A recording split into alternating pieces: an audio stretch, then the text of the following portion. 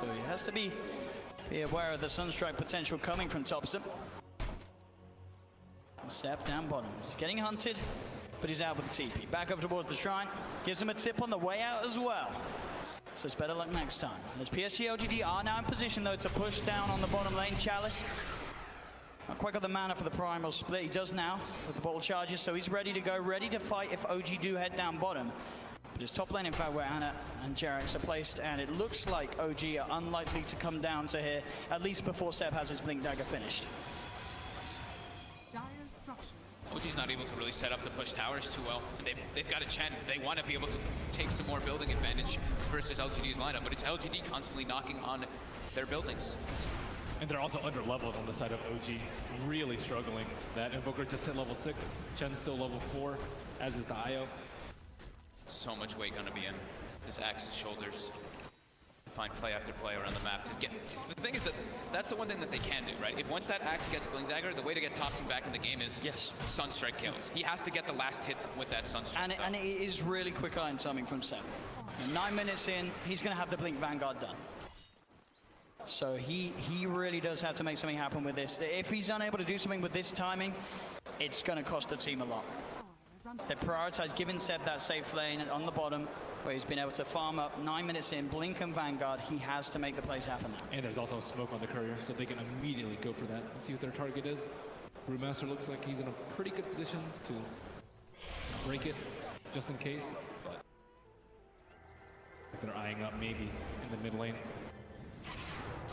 Top Ana, Jerax heading over, but Chalice, he's in, he's ready with the counterplay, past the primal split. Ana and Jerax in a lot of trouble as Jerax gets focused down by the primal split. They've got the snowball in, onto Ana, back up his inbound. Seb, he's on the side, can he look for the play, jumps in, gets the call, the Sunstrike down as well as Ana's back in, they get the dunk off, they'll kill off FY, but now Ana and Seb, they've got to somehow get out of it. Ame into the axe form, manages to punch down Ana, Seb's in trouble too, he looks for another call off, can he get the spins, that's the question. Jerax comes in, he's giving him the regen and the spins, the dunk, Seb gets the second, he finds the double kill, as Jerax will be fine, and so will Seb. Seb gets sent back by No-Tail, and TP's back in straight away. He wants to keep this fight going. We'll see if he finds another opportunity to get another blink off. Tries to go for X-Nova, but X-Nova just out of range still. The Spirits hitting into him. They'll chase down. Do they have the damage to burst him? The Culling Blade just enough to bring him down, so he gets bursted by the Sunstrike. OG certainly showing signs of being able to utilize this axe to take the fight against PSG LGD. Some small signs of life. Thompson, thankfully, actually like that. That dunk is great. Sure, he doesn't get the last hit, but it gives it to the Invoker. He needs to get these kills to catch back up in levels in particular.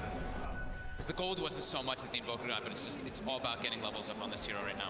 Yeah, exactly what Seb needed to do to push his team back in the game. And now Invoker feels comfortable enough to go for that Midas and another death on the Morphling side too. I'm not exactly sure what he was an axe. He was as axe and then just got obliterated. I don't know if it like ran out by duration, but yeah, it did look like he didn't shift back into his into Morphling in time. He just Seb caught him off guard, I guess.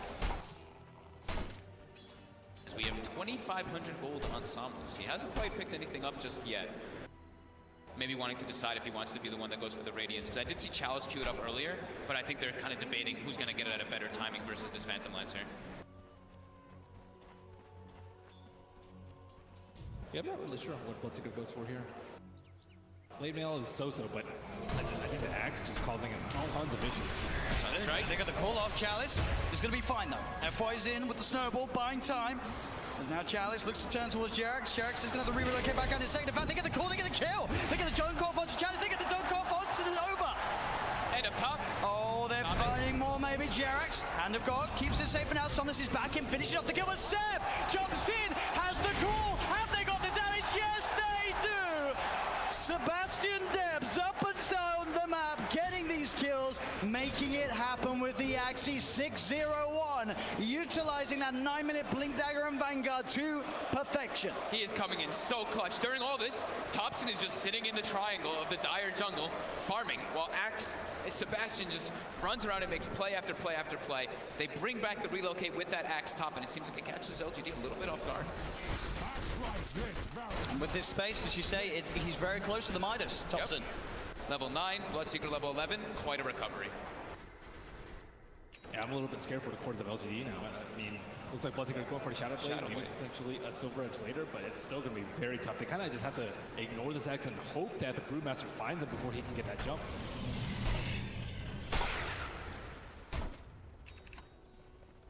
$2K lead now for OG.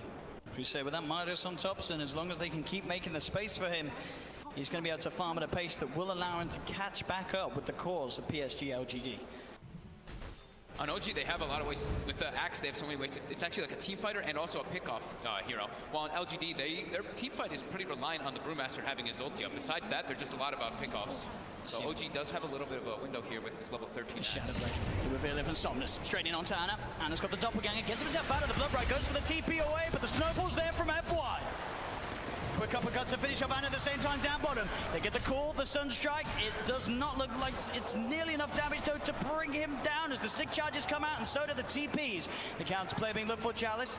Trying to find Seb. Seb is going to blink up in a second, and does it get off? The clap was there. Chalice able to cancel the blink, but Jarex comes through. Seb trying to fight back. He's got the call. Can he get the sprint off in time into the dog? The stick charges though. Keep Chalice safe. Allow him to get the sprint off at the same time in the jungle. FY and Ame, they've found No-Tail. They'll be able to pick off the Chen to the side as Ame in the Axon gets the call, controlling No-Tail. The Cyclone from Chalice throwing Seb up. But they won't look to fight into him anymore. Seb will be fine. Just No-Tail to fall there off the back of that play. But both cores again of LGD keeping themselves alive. They Chalice with the clutch stick play there as he was very close to getting burst down by the Culling Blade. Looks like they're trying to set up on top, some on top.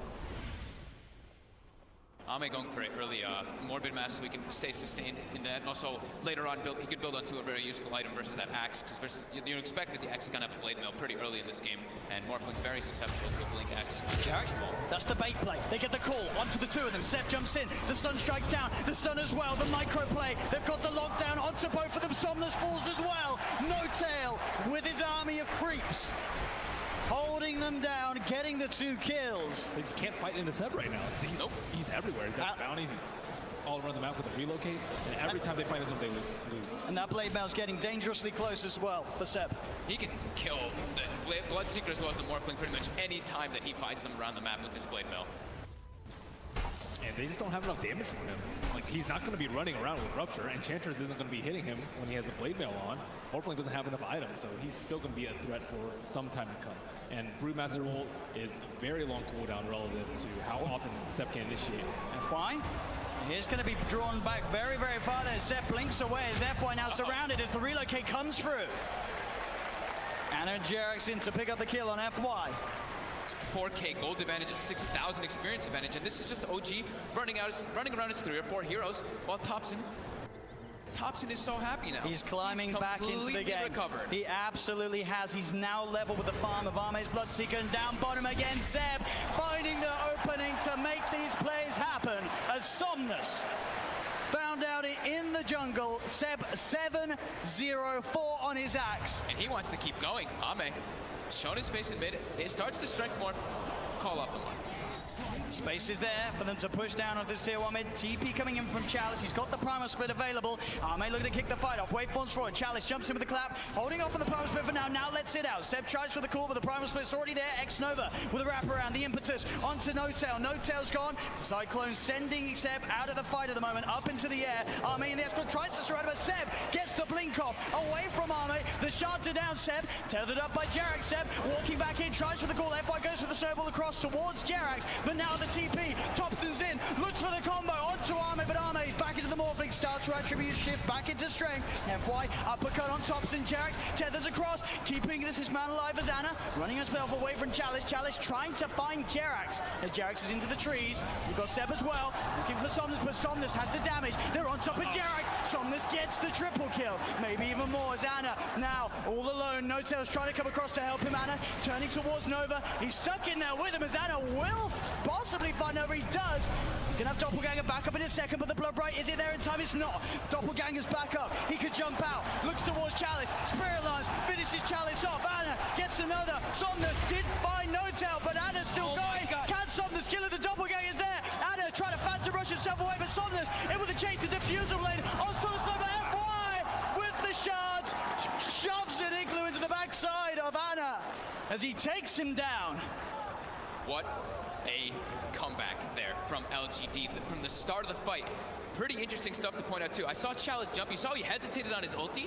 He actually killed the creep, hit level 12, skilled up the primal split, so when he went in, he actually had the higher level of the ult, so he got a Cyclone in the backlines on the Phantom Lantern, delayed the fight a bit, but Ana showed up with that defusal, got a couple kills, but Somnus, the big winner in that fight, cleaning up almost everybody. He killed Thompson as soon as he showed. Thompson, yeah, he's farmed, but he still has no defensive items. He just gets ruptured and run down by this Bloodseeker, and Somnus wasn't able to run around the backlines with the Shadow Blade. He had Let's see if they can make something happen with this smoke play. Seb is in onto Nova with the Sunstrike. It's the burst damage enough. It's more than enough.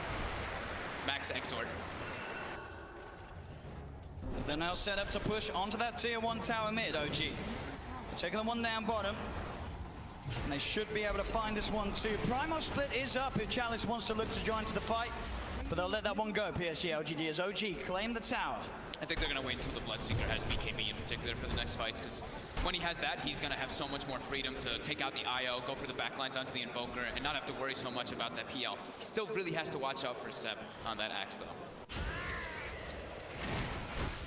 They're relocating around a little bit, just using it to push out the lanes. JerAx was in the jungle, but they're forcing out the lanes a lot so that Axe does have these opportunities while LGD are still farming for the BKBs. Morphling is also, he did have it queued up, but it looks like he's actually going for a defusal next.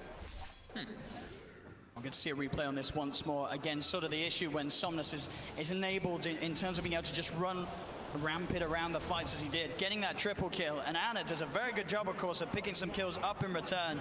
But at the end of the day, the Bloodseeker is just too strong at this stage of the game, and if they cannot burst him, get that jump on him to start the fight off. He took out half of No Kills health with one hit. There they go. FY looking to lead him pretty deep here with the snowball onto Thompson. Chalice jumps forward as well. They're trying to burst him, but Thompson gets the tornado, the MP out as well. But Chalice is already there with the primal split, so he can stand his ground and finish off the Invoker. Next couple of minutes, though, will be a good time for them to fight. I think without the Brewmaster there, the Cyclone, the Axe, I think that Seb will be able to destroy them in the fights. So this is a pretty good window for them if they want to try and force an objective. I'm still curious about that defusal pickup with Morphling. I guess maybe he's planning on replicating into the Phantom Lancer for a lot of these fights. Very quick snowball by FY. FY actually has a Blink Dagger finished up on himself, so they actually have a pretty good way to counter that Axe call now in the fights for LGD. But right now, without Primal split down, I do think it is OG's time to try to make some moves and capitalize on LGD while they're split up. I've got to try and find that Blink call before the BKB is popped by Somnus, as he is ready with it. Zana getting space down bottom, only Arme down here to keep tabs on him. And a very close game, 21-19, 21 minutes in. Less than a 1K advantage for OG, as they did get ahead after recovering the lanes, but now PSG LGD catching back up. They're starting on Roche right now. It's not the easiest way, but Naruto does have the Medallion of Courage, but yeah, they use the Brewmaster ulti to secure the Invoker kill, but if you're trading that for an Aegis, I think that's well worth it for OG, but certainly LGD aren't going to let it go down with that fight. OG, they will jump in, they get the call onto X-Nova, the EMP down as well as Thompson moves him the combo. X-Nova does get the heal off and is able to back away. Now starts throwing impetus in onto Seb. The tornado is going to be blocked off by Somnus. With the BKB, another call comes out from Seb. The Sunstrike from Thompson did find the kill on X-Nova. The send back on Seb, keeping him safe. Seb's back to base, TP's back towards the shrine immediately.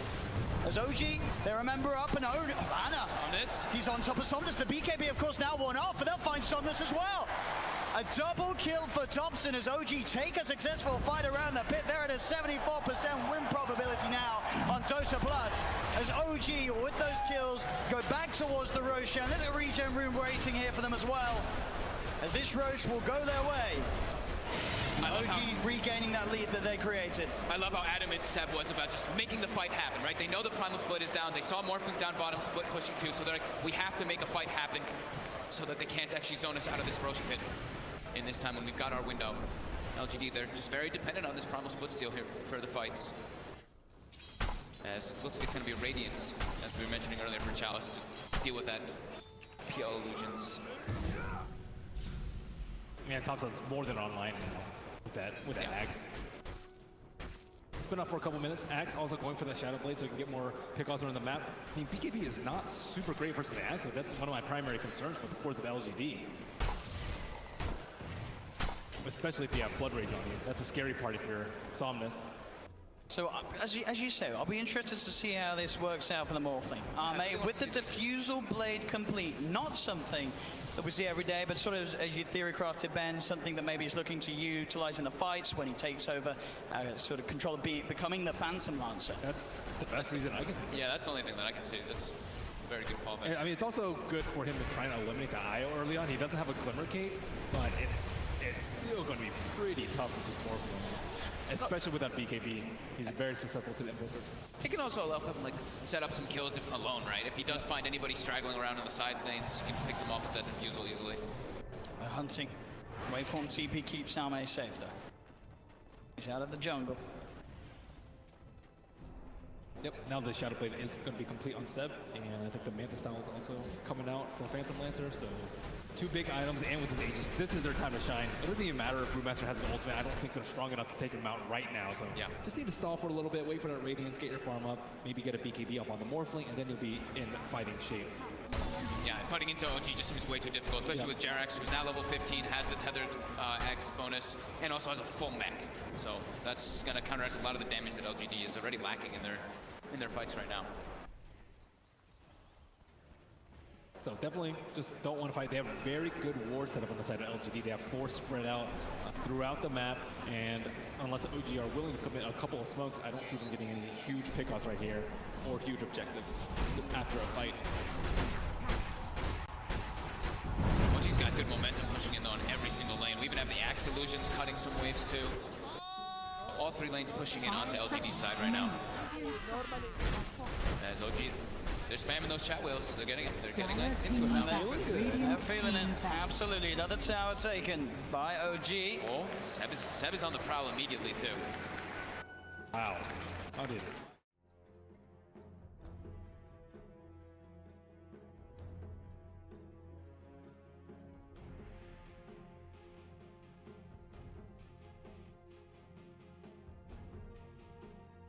Ten seconds remaining. 5 seconds remaining. Dire team ban.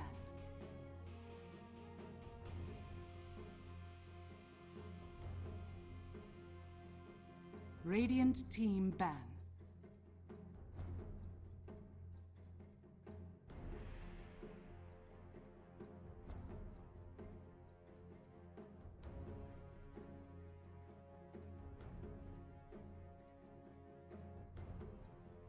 Dire team ban.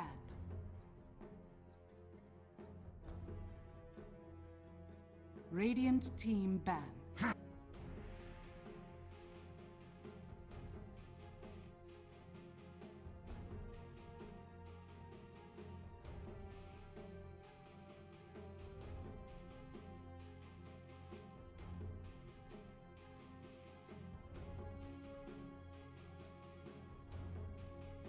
Ten seconds remaining. 5 seconds remaining. Dire team ban.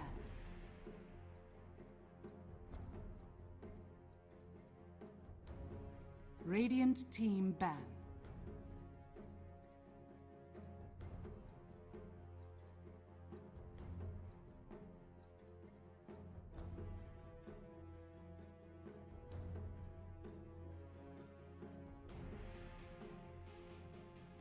Dire team pick.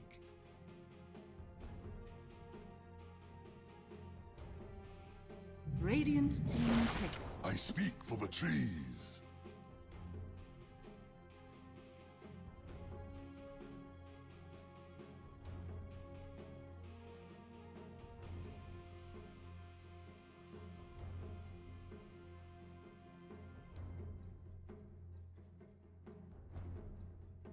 Ten seconds remaining. 5 seconds remaining.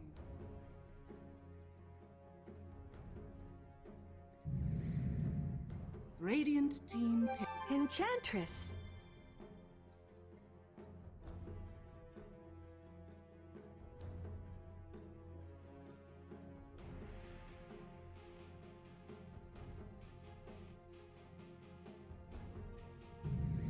team pick.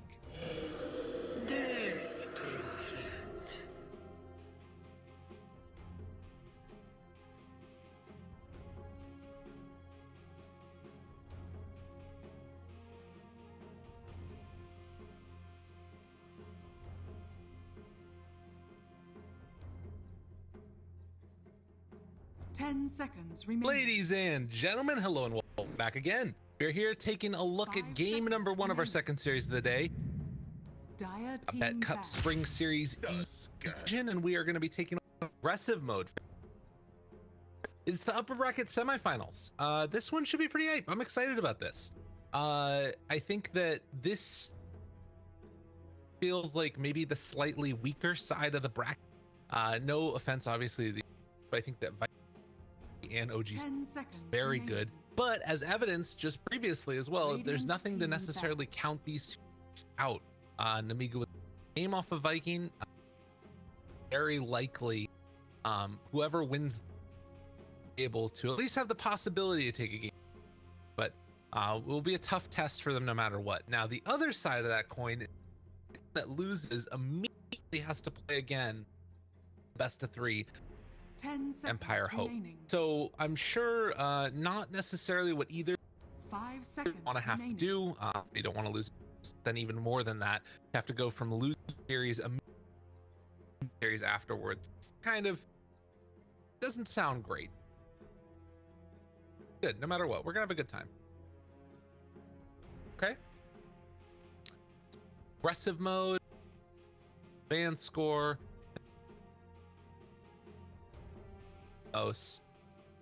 Coop, Skylark, Thug, Focus. Odds. Things to watch for in this game.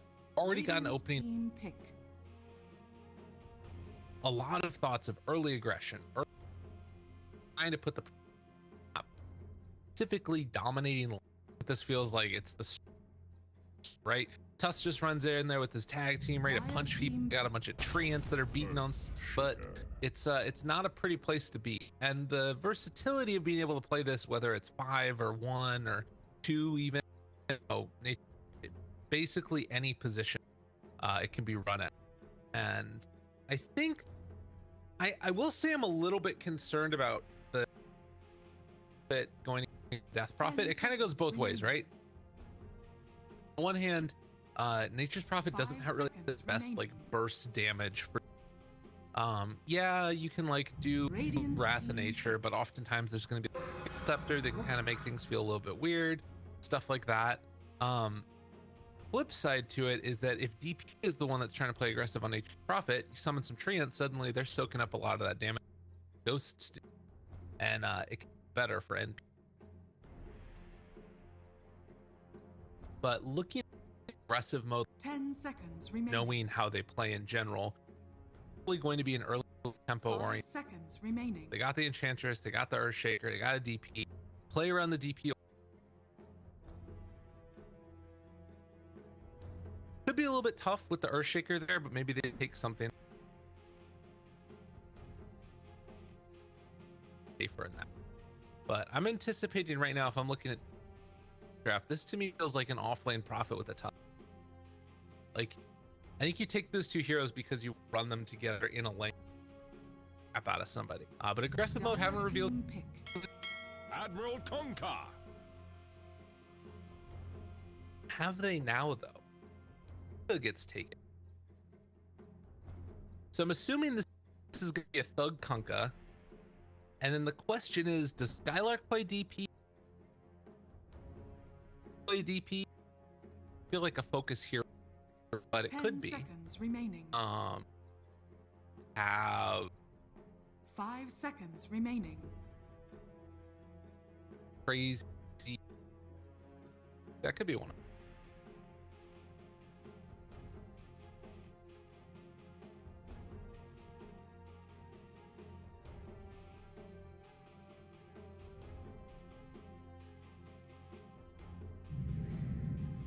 Radiant team back. Timbersaw! Taking Timbersaw. So my theory of, well, no, actually, they're gonna do some. Okay, so you have Timbersaw gets taken. You're anticipating that this is mid. Timber mid. 10 seconds remaining. Alternatively, aggressive mode try and change up their lineup. 5 They were seconds thinking Kunkka remaining. mid. Do they send Kunkka? Because if they did Kunkka off lane now, Prophet mid, that sounds. I think no matter what, aggressive mode, dodge the. There's going to be some weird lane shit at the start of this. And I personally would like to see some safe lane aggressive mode. Dire team ban. That they're going to ban the monkey themselves. They think that they're off lane. Profit somewhere.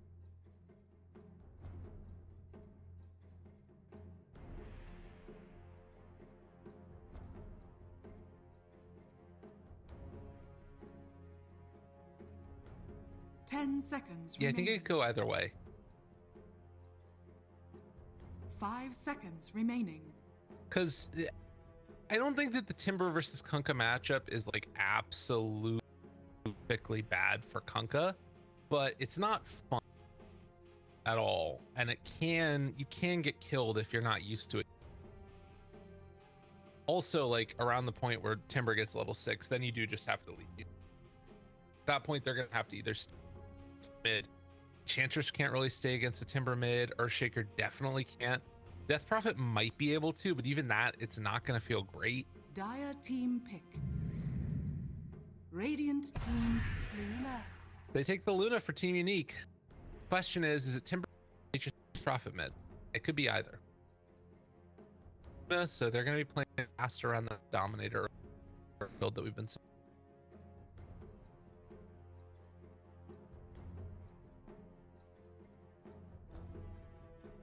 10 I actually seconds still like remaining. Kunkka if they do too. 5 seconds remaining. I think Thug could make it work. Then part of the reason I like it more now is because Kunkka can't wreck Luna. If you get Kunkka a good amount of farm, maybe though you could. With Rubik Luna being the I actually kind of like the idea of Kunkka off lane. I was saying that I like it mid, but now thinking about it, like the fact that you get more experience stuff, if you can get to level 6 at a deep time and Earthshaker's just run Death Prophet mid. Fine against Prophet. So what's the role they could go?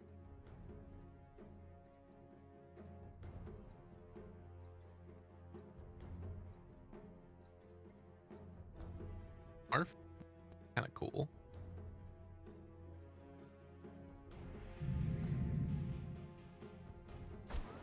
Phantom Assassin.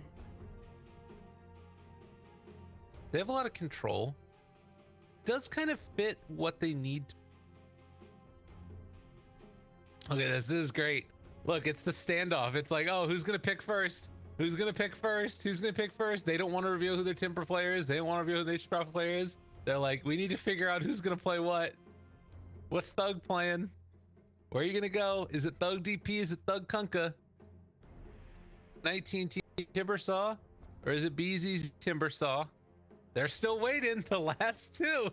Who's gonna blink first? This is a game of chicken. Chicken, bark, bark, bark, bark, bark. Hello? Anybody home? 10 Hello? seconds remaining. This is hilarious. I love it. Dude, I just want wait till the end. Let them random their heroes. Let them random their heroes. Let the cards fall where they may. Just Prophet, BZZ immediately. Wait, what?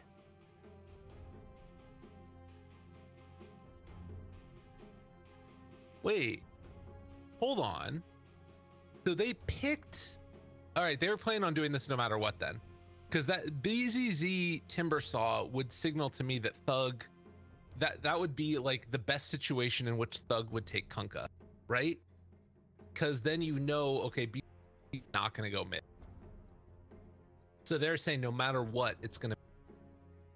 There was no flexibility in our draft. It was always going to be Skylark. Because I don't see a situation in which rather have Kunkka if it was 19 mid. You know what I'm saying? way that you like the offlane Timber are like, oh, thank God, I'm gonna run offlane Kunkka now. No, because there's still a chance that you could like swap lanes on him, right?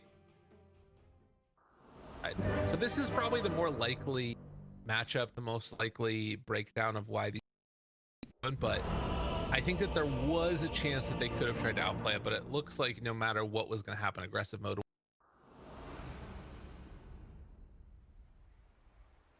Have a short little, hopefully. Yay! I run this one, except I have some of the one thing that makes me sad about this cow set is that the best part of it's the hat, obviously, right? The hat is sick. The downside is that it takes over for the golden portal that you throw the golden dagger, and that makes me really sad. I wish it didn't. The other thing that's sad about this is it means they're not going to get a Cowboy PA cosplay at TI. I think that would have been sick. I want to see somebody do, because the hat itself is like, look at how cool this hat is, right? You got these like sort of stud things that are going on it, like metal. It looked like it'd be used as a weapon itself. The thing is awesome. And then like the armors, it looks like it would be nice. Anyways, Tusk gets taken. That's at this. I appreciate keeping the original Rubik. My Rubik set's kind of like that. I have some things that look, but I like the Rubik head. Rubik head is nice. It's changed. All right. Let's do it. Game number 1 underway. Upper bracket semifinals. Aggressive mode facing off against team. And this is the idea of the offlane Kunkka. I think he'd be able to get a lot out of this. So there's been a couple of things that have been sort of changed that make offlane Kunkka. Step lively now. When it was in its heyday, one of the strongest parts that Kunkka had was that it was very often your offlaner couldn't get the courier, right? And side shops had been taken out, so there wasn't a side shop anymore. And offlaners like, how do I get my courier? How do I get my soul ring? How do I get my regen that I need? Like all this stuff, and then you don't have a way to do it. Are they gonna get down fast ward? Yeah. So this is that same ward that we saw in the last game to scout out the lane. Laning stage is super important too, and spotted by these treants, but they haven't revealed Skylark as top. Timber saw, so BZZ is going up against him. I think might even want to swap lanes a little bit here if I'm about it. You can see how important it is to be scouted early. Aggro try. Anyways, what was I talking about? Something else. Not really important, but I wanted to talk about it. What was I? Completely forgot. The battle begins. Whatever. Pardon? Hello. Run away. Oh yeah, offlane Kunkka. Your offlaner never got the courier, was never able to do what he wanted to do by getting that or some stats or something to help make his lane there. And the reason that it was so frustrating as Spartan is going to get kicked out by illusion to play against offlane Kunkka was because he could just XTP back home. The sudden he's in like a great position. He's like way better suited to be able to deal, take back over this outpost booth. So he could like regen up, you know, get fully stacked up, be far ahead, and then X himself to make the play. You know what I'm saying there? So that part was nifty. And that still is something that's going to be strong of being able to fill his regen and all that stuff. But the downside is that it's not like as good because other people can now because you have a he gets his regen a little bit faster, he gets his IMs a little bit faster, but not like as, I mean, and it might be even like a little bit, right? Try and go for like the XTP die, then you have to walk back out to lane. Really bad. Focus, hit by the most annoying spell in Dota right now. And then he just gets 2 creeps denied in his face. Yeah, that's the pain. That's the pain of Fade Bolt. But he's going to pay for it a little bit here. A lot of damage. And jump forward, blink strike, illusion, under fire, in some down. Barton pulls back. Out again. So Luna is getting everything that she wants here. 9-3 versus the 4-0 of the PA, and it's all good and well to say that you can just dagger for tough. Oz, what do you do with this? I think because your top lane is going to get crushed. This only becomes harder for Skylark. Levels go up. Start to get a lower cooldown. Your Tidebringer helps for DSing against the Timber, but it's not enough, right? Because let's say you come in there and you get like 1 DS secured with Tidebringer plus 75 damage or whatever, right? That's all good and well. So even if you have your damage reduced to death, it's a better side is that as you start to get levels up in Timber Chain, wants to go that he could just max out Whirling Death. Like every time he walks forward, that status more, then is just dead. Never can threaten the Timber based on our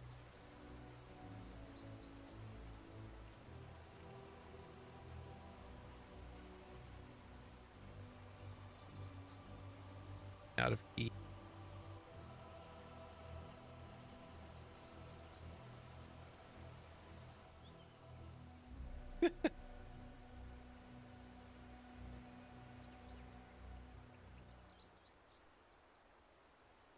Got some issues.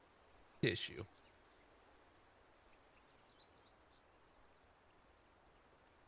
Your name. Are you okay? Don't be mad. Don't be mad.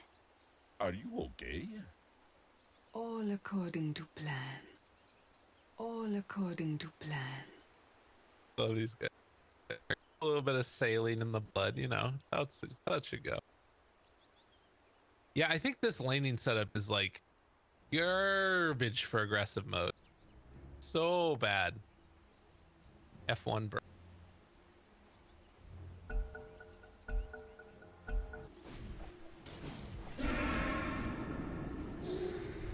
That's why I've been promise. He's actually been winning.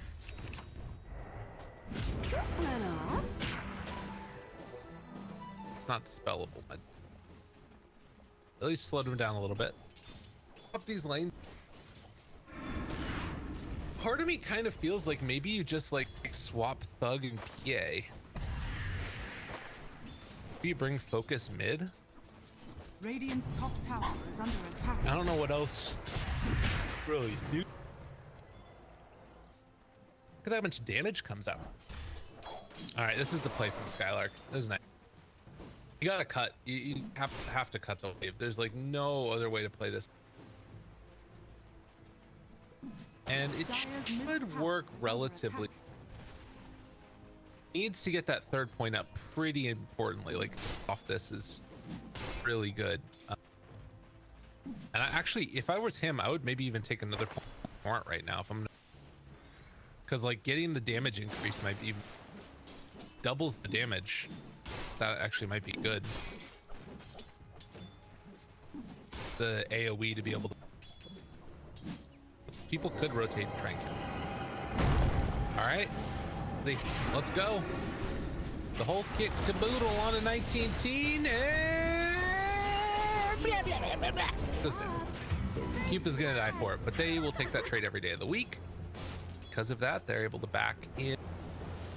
Also, they're kind of down bottom this whole. Yeah, look at this from Skylark. Like this is pretty good.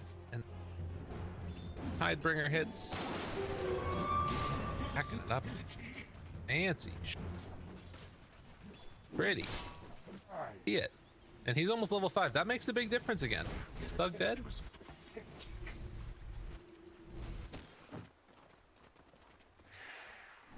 So Kia is the big loser in all of this. Focus is hurting. Didn't even get that last hit there. Coming far too late to make any type of a difference. But you know, you've got a free lane by and large for Skylark here. I'm a little surprised that Unique are not opting to contest this. Like, I guess that their thought is we're just going to like completely destroy this PA's game, but I think Skylark can carry. Like, he's actually really good, particularly against Palantimos. I think I want to see Skylark like at, so this is the downside, is he kind of needs to go for this play like around, kind of has to wait to 8 to, maybe at 7 he takes second. Like the higher points in X are really important. So there's some Kunkas that I remember seeing around the time when Kunka was in his heyday, Kunka's like mid 1, that would go for 2 points in X. Oh, he's gonna that wave. Fortunate. Tusk is gonna go down, and so is the Earthshaker.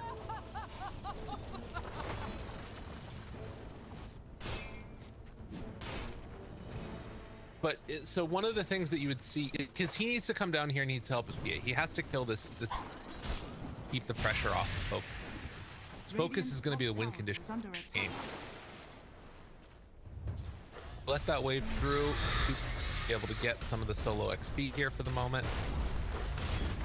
This is really important to take down this catapult. Bring down the Earthshaker, doing a pretty good job of it. If BZZ is able to keep this catapult alive, it's like a huge win.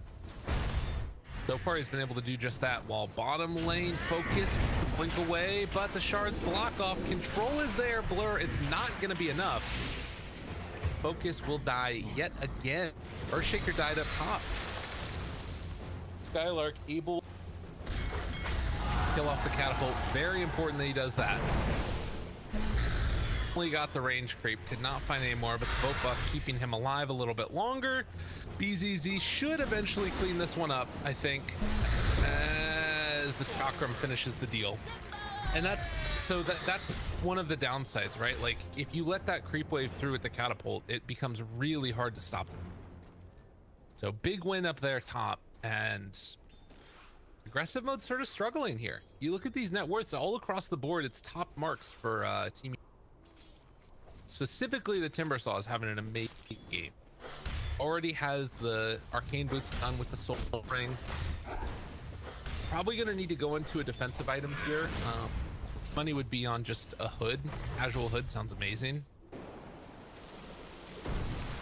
But this is the play that has to make. The unfortunate part is that he just boat top.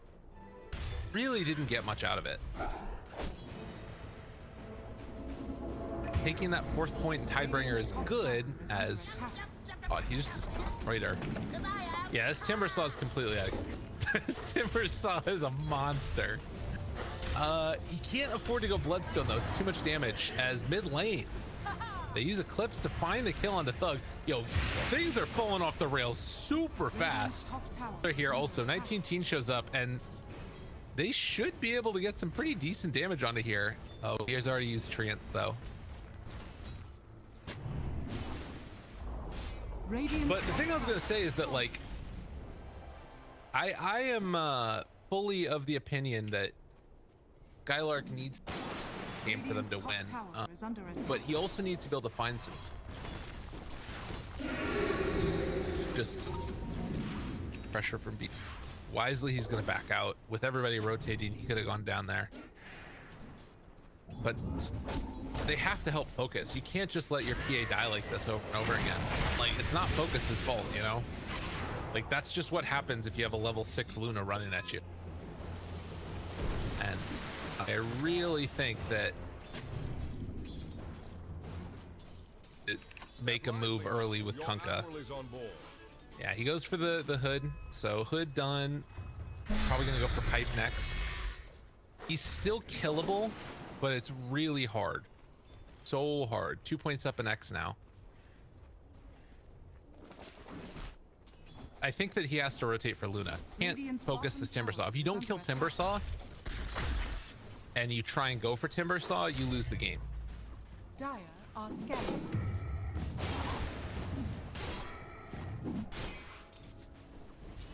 Maybe 19 team pickup as well. 3 points in X is where the kill becomes like pretty secure that you can get it. Radiant's top tower is under But this attack. is what I was talking about with one of the frustrating parts of this. Pings come out immediately. I think that he was underneath that ward, so they know that this is patient's coming. Jeez.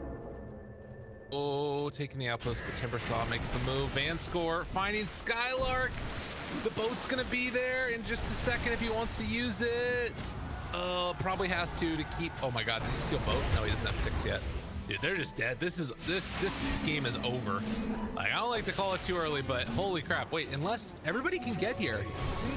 Pretty big, but they don't have a way to break the Palantino's TP. Oh, so they get the illusion kill, but not the other. That feels so bad. Got it. This should make my life easier. Whatever, it's fine. I mean, this is still just so difficult.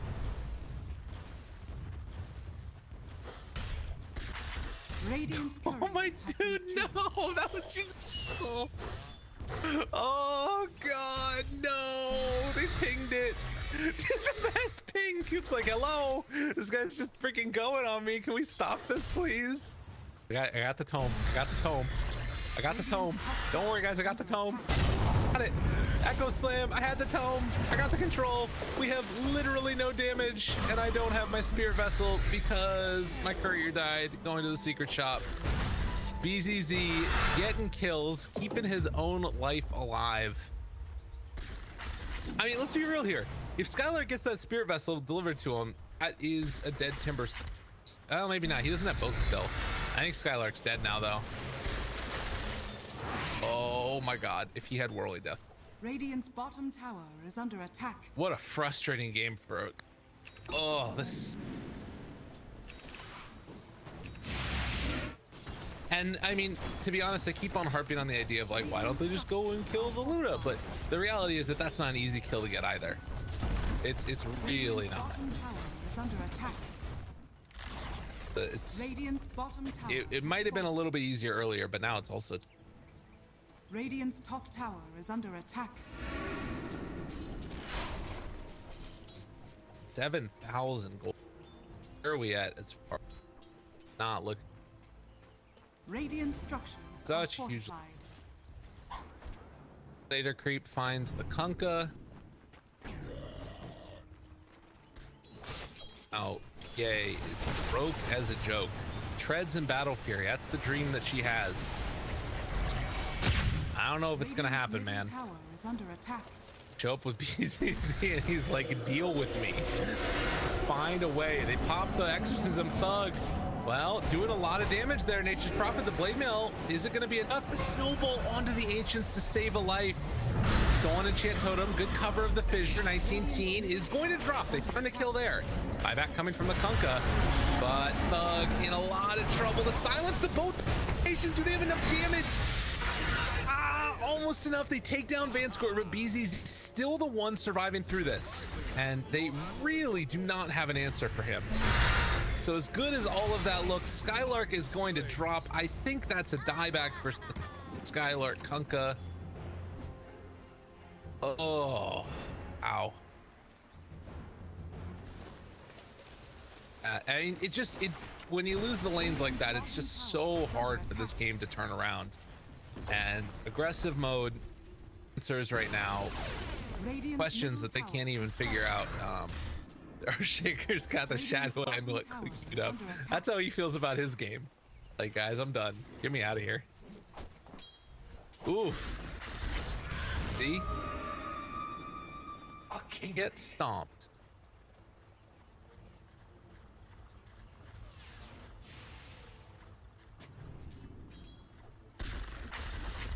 Kunkka, after buying back, is that much further away from his spirit vessel now. Probably gonna be like 16 minutes or something if he gets the spirit vessel. Maybe if he can get a wave or two, but I don't know. This is a hard game. It's a hard game.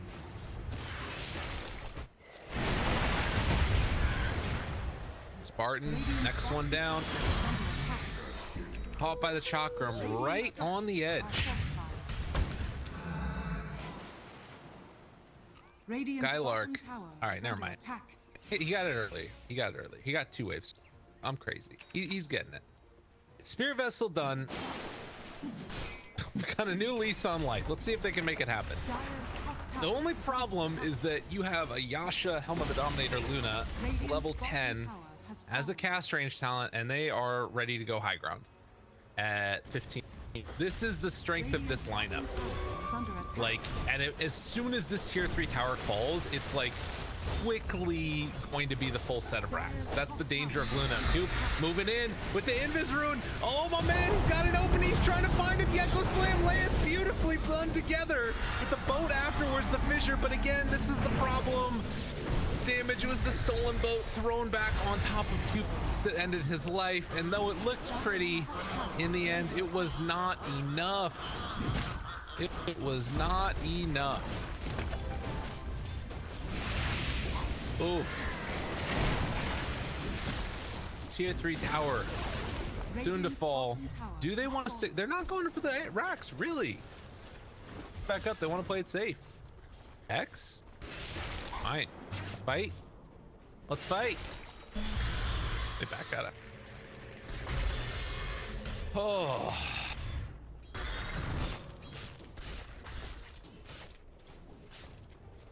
We're gonna get a Battle Fury.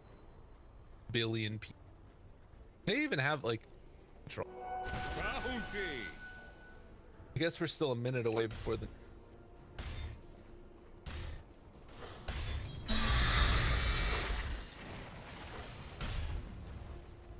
Radiant's middle this tower game is under so attack. hard. I can't believe he got that in this turn. It was like the best case scenario. Maybe be a chance here, dude. 19 teen is like, why you gotta do this to me? What are you thinking, man? Turn it back around, possibly. Snowball, and on top of it, Thug. Ow. Oh no, run away. Trees get summoned, and that's bonus damage for BZE. All right, focus. Just about has the Battle Fury now. Got to go get the rest of the pieces. What did he buy?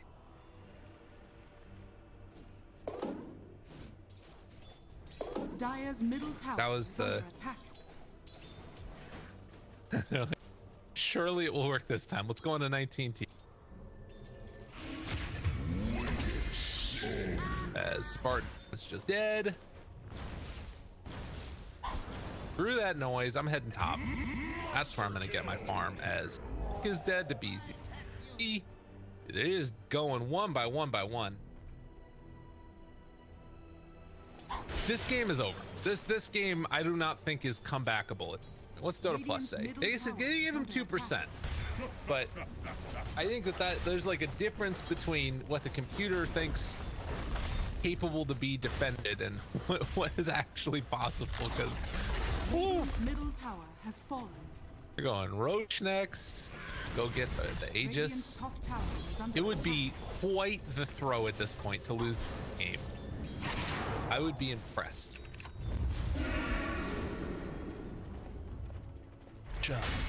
Such a cool build. No. All right, maybe it's their moment though. Maybe it's their time. Very far away from Blink Daggers. Dire Scan, they know it's coming. They know that they're coming in. Shards block off. Spartan breaks it, gets the Invis rune immediately. They drop down the sentry to turn to fight, to catch there on the torrent. Not enough. Earthshaker buys back into this game, but Thug is getting dismantled. He'll back up afterwards. Palantimos chasing. BZZ through all of them, destroys Focus. Now Skylark, they're trying to kill Palantimos, but it's not gonna happen. Was not enough. Misses on the torrent, and good game is called. As, yeah, you know, sometimes you just get Timbersawed. Sometimes they run wild in the laning stage. It was a rough one. But man, Unique looked good. Solid stuff. Ladies and gentlemen, that is going to do it.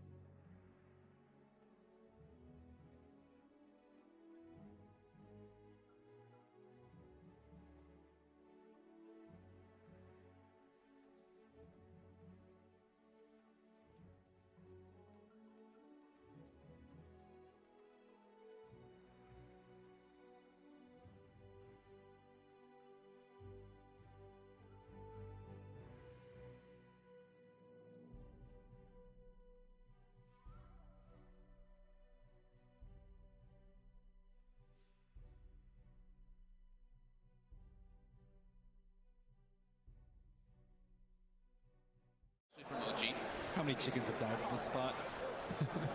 Got to be careful. Looks like Xnova's not going to be patient enough. The courier's starting to move out, but he's headed away from that mid lane as he'll look towards the top, as it seems, to join forces with FY and Arme, making sure that the Morphling can find the farm against Anna's PL in this safe lane. At the same time, TP up from Jack to join in, tethers across to Anna.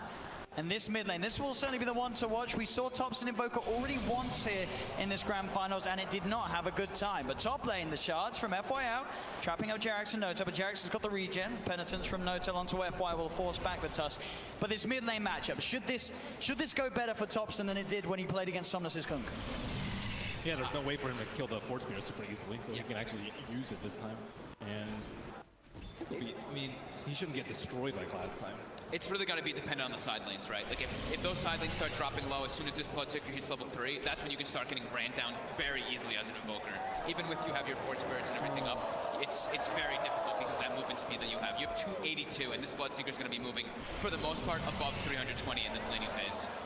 I am a bit concerned for Topson, but he has to be able to work really well around this Fort Spirit. Already these early levels, Somnus playing the lane perfectly in its aggression. 8 for 3 against the 3 for 1 on these early levels in that mid 1v1 matchup. They've got Jerax low already.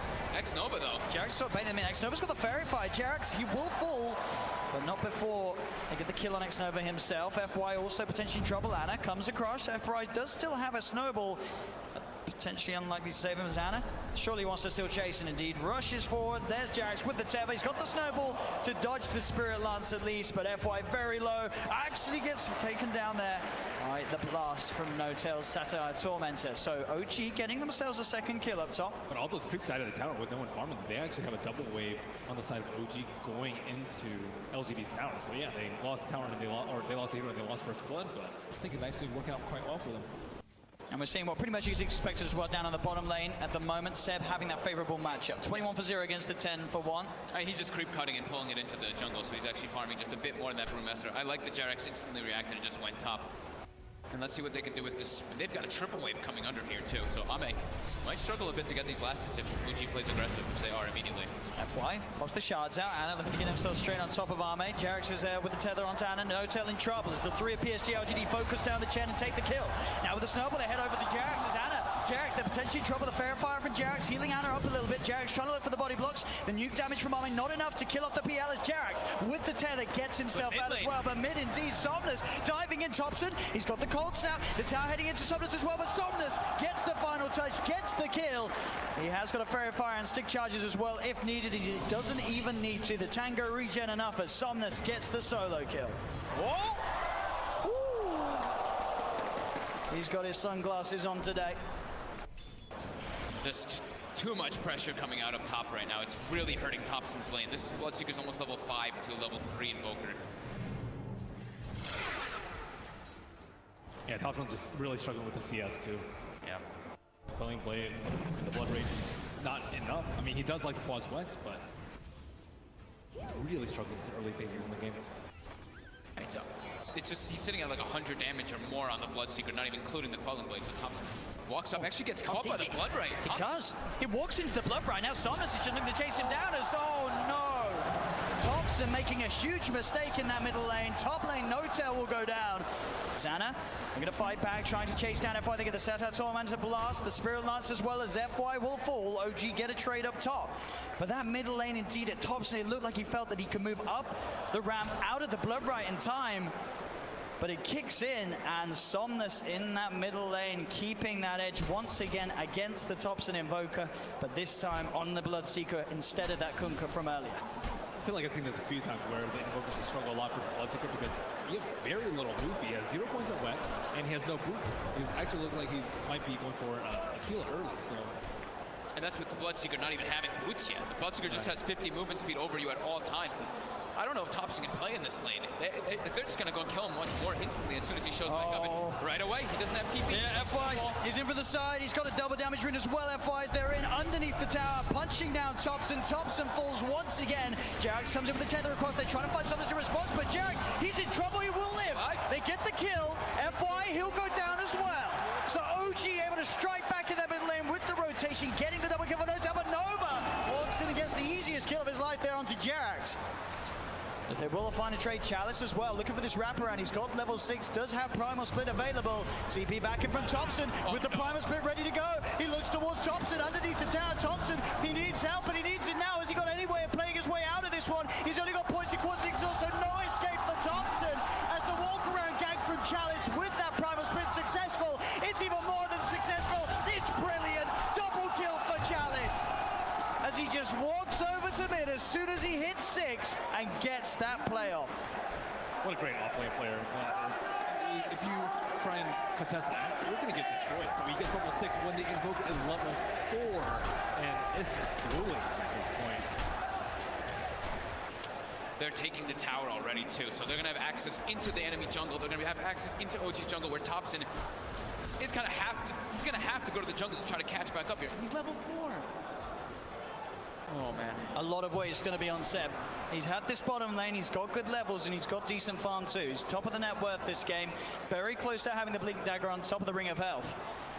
But TPs are heading down. Somnus seeing if we can find the Rupture. Seb, oh, he goes to farm. That's going to give time for Somnus to close the gap, get the Rupture. He's still pretty beefy, but is he beefy enough? I don't think so. The shards are out, trapping him in. The spin though, the taunt, the Sunstrike. Seb, he gets the dunk off. The snowball save wasn't in time. And Jerax, he's in with the tether. OG, they're turning this one around. They look to run down FI. FI with the snowball. The shards already used. There's no way to escape, or maybe the Jukes. Is it enough? Oh, it is. Seb, he gets fogged. He can't get the dunk off. FI will survive. Oh, that's his Blink Dagger right there. But a very neat little play there from Seb, being able to hold his ground. The Sunstrike, the dunk just before FY could get that snowball save off. It almost looked like the Bloodseeker was brought into the snowball, but at the same time getting that dunk off Seb. He's actually decided to go for the Vanguard instead. Oh, despite having the money. Yeah, just wanting to tank up a bit more, I guess. I mean, as we saw in situations like that where he's getting beaten down by the Bloodseeker, it certainly will add that extra bit of time for Jerax to come in with those sort of plays. He's still going to get that blink at a very fast time, and they're going to really need him to make plays all around the map, because we already see PL's getting outformed a bit by the Morphling. The Bloodseeker to the Invoker comparison is crazy. And Chalice has a blink already, so he's going to be the one making tons of moves around the map, and Sebastian has to match it.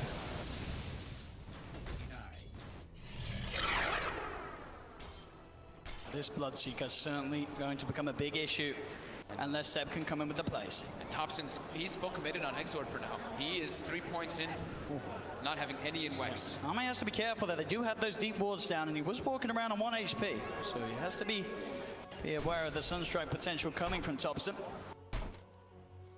And Seb down bottom. He's getting hunted, but he's out with the TP. Back over towards the shrine. Gives him a tip on the way out as well. So it's better luck next time. As PSG LGD are now in position though to push down on the bottom lane. Chalice not quite got the mana for the primal split. He does now with the bottle charges, so he's ready to go, ready to fight if OG do head down bottom. But his top lane, in fact, where Anna and Jerax are placed, and it looks like OG are unlikely to come down to here, at least before Seb has his Blink Dagger finished. Dire structures. OG's not able to really set up to push towers too well. And they've got a Chen. They want to be able to take some more building advantage versus LGD's lineup, but it's LGD constantly knocking on their buildings. And they're also under-leveled on the side of OG, really struggling. That Invoker just hit level 6, Chen's still level 4, as is the IO. So much weight gonna be in his Axe's shoulders. Find play after play around the map. The thing is that that's the one thing that they can do, right? If once that Axe gets Blink Dagger, the way to get Thompson back in the game is Sunstrike kills. He has to get the last hits with that Sunstrike. And it is really quick iron timing from Seb. 9 minutes in, he's going to have the Blink Vanguard done. So.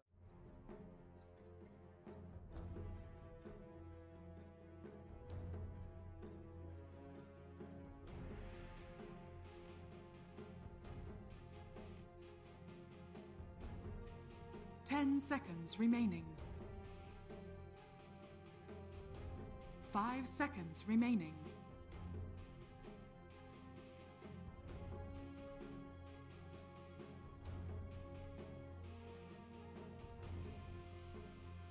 Dire team ban.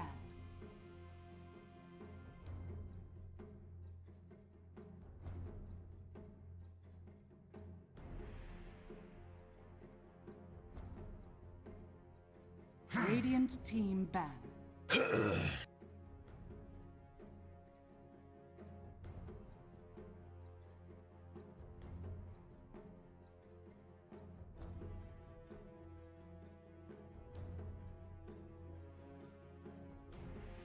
Ladies and gentlemen, hello and welcome back into the Cyber.bet Cup Spring Series EU. It is game number 2, aggressive mode facing off against man, that last game did not go how I thought it was going to go.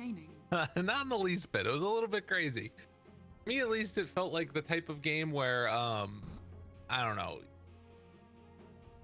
Well, I think we should go back to the beginning. When we saw Thug and Skylark trying to decide, do they want the deep, do they want the Kunkka, taking which, who's taking which, and then Team Unique, they had that match of chicken that went on, right, where it was like, okay, is BZ or is 19 is different. Z took the Timber Saw.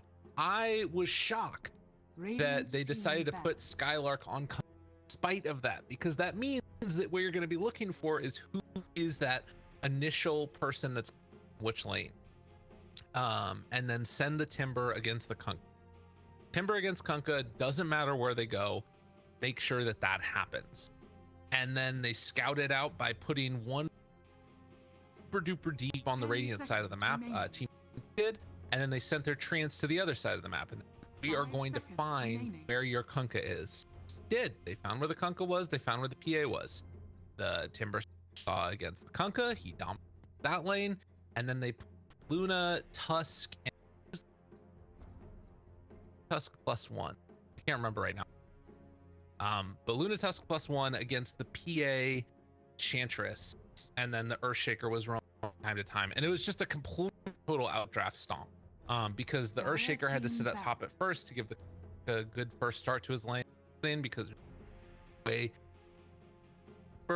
and then Timber was able to get a kill as well as a ton of damage onto the tower with the first catapult, because Kunkka decided that he needed to XT back home. Creeps hadn't aggroed on medium camp when they went in, and because of that, it meant that the catapult wave could get all power, and from there everything just kind of fell apart, where run from tower to tower to tower and keep things. And I don't know how much Dire team pick. gonna look weird for a second on the graphics, I'm sorry, but I just want to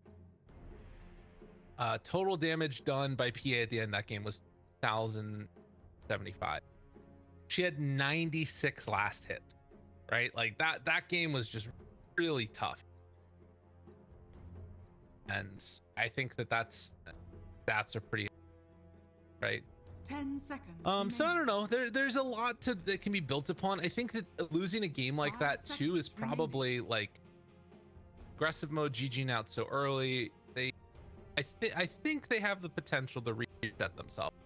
All right, let's just get back into it. We'll draft the game, ban out the opening ran last time, the Native Prophet and the Tusk. That does give the option over for teaming to take the call themselves. Now, if you're aggressive mode, you got to be thinking of Ember, give them that combo. You take the Ember, that means that you've just basically got, you know, obviously a good hero in the Ember Spirit, but it's not like as get as good of a combo Ember together. 10,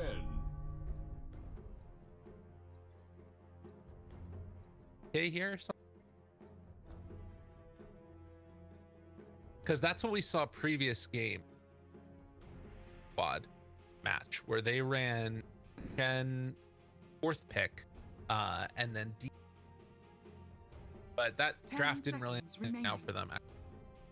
Ran it together with the Shadow Fiend, and Shadow Fiend couldn't clear 3 towers, and the melee racks quickly.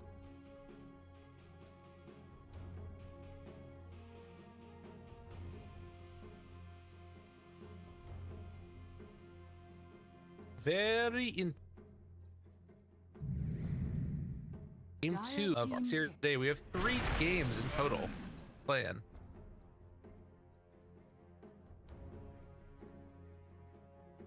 Wait and see.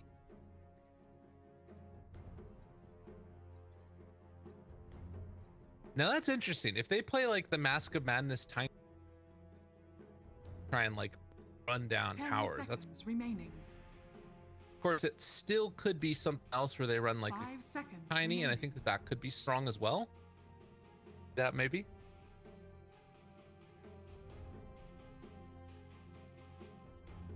Recommend, if you haven't yet already, by the way, folks, grab a quick drink of water.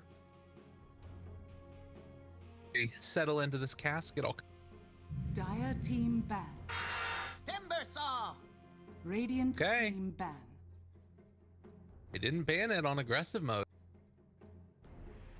Tiny is Radiant team pick. a bit of an answer for Timbersaw in some Dire way. team pick. It does raise some interesting questions now, right? Yeah, so this is going to be a core Tiny. Well, I guess it still hypothetically could be a Skylark Chen, but that seems unlikely. But most likely now what you have is a core Tiny, which I'm actually surprised that they're doing. I don't know, man. 10 seconds remaining. But this one, a bizarre series of events. 5 seconds remaining.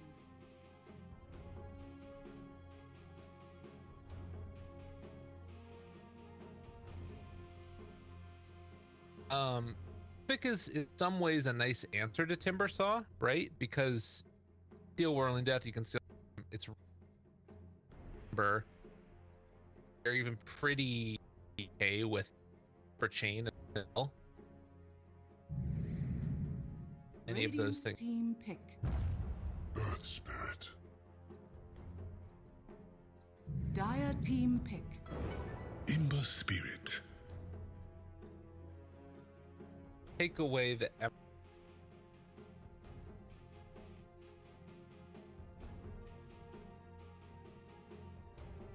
it's actually kind of an interesting, so I think part of the reason that they're running Earth Spirit right now is because when you run Timber, you kind of lack 10 that seconds control out of your remaining. off lane, and they really didn't have much of it from Coddle either. Like obviously Coddle 5 phasing, seconds whatever, remaining. it's nice. But the flip side to that is that he doesn't have that like low cost initiation that you, Dire and they're team picking less and less control. They're just picking damage with the Medusa and the Timbersaw. Big tank. Earth Spirit kind of fits the mold. Now, one of the cool things that you've got is like really low cost kind of roll, maybe even back underneath tower or into a team fight or something. 10 seconds remaining. Save your Medusa if things get a little bit testy. But I think the thing that's 5 neat about seconds this is remaining. all of these heroes play pretty well with the Coddle. The cooldown reduction is amazing. I'm pretty sure that you get a lower restore time on your charges of your well on Earth Spirit, if I'm not mistaken. I think that's how that works. But it's something to keep your eye. Obviously you don't for like Ember because it's remnants aren't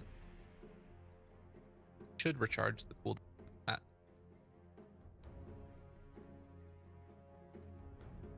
But yeah, Rubik. I think part of the reason they're doing this right now because they're saying, okay, you have now taken a Tiny, which has a capped out amount of damage, Ember Spirit, which does have really good scaling, but it doesn't deal well with like, right? Now Unique is enormous target oriented heroes. That's like, how do you deal with a Medusa? These heroes on their own through Avalanche Toss, Rubik Fade Bolt, maybe another spell stolen by Rubik, and then all of like triple Remnant from Ember, Sleight of Fist, Chain, Flame Guard, all on top of the if she's like got 4 items, she doesn't die that, right? Particularly if there's a Coddle behind her mana and she has like a mana snake to throw out. Mystic. To me, that feels like it's a really, they take out the Razor, mitigate her damage. And now I don't know what you pick here as aggressive mode. You need crazy amounts of damage that also provides, I mean, I guess you don't know if you want mid or safe or decide to put this. Remaining. You could maybe try and go something like an Underlord maybe on aggressive mode to mitigate her damage while simultaneously providing some like damage that's percentage based, but then your Underlord into temp pretty awful. Radiant team pick. I think Team Unique's draft has been fabulous. This troll is maybe a little bit too greedy. I think that they might be playing now in the lane. If I was aggressive mode, I would pick something now that gives you super hard like push and thing, because you're not going to be able to win a late game against this. You can't beat the troll like, I don't think. 10 heroes that they've got. seconds remaining. Like, they took a super duper hard carry and then they played it 5 together with seconds Ember. remaining. Like a Spectre or something that could work, but that doesn't. Maybe Spectre could be okay, but again, then you run the issue of just getting ran over by the Timber. Sort of the same. Like any area that you go, you're trying to play catch up, but then also they have a Timber tempo early. Tough one.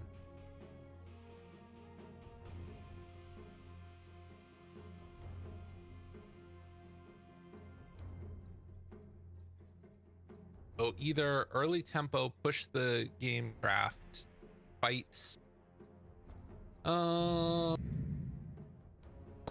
something super You may late. now select your heroes. So that's like a laning count. I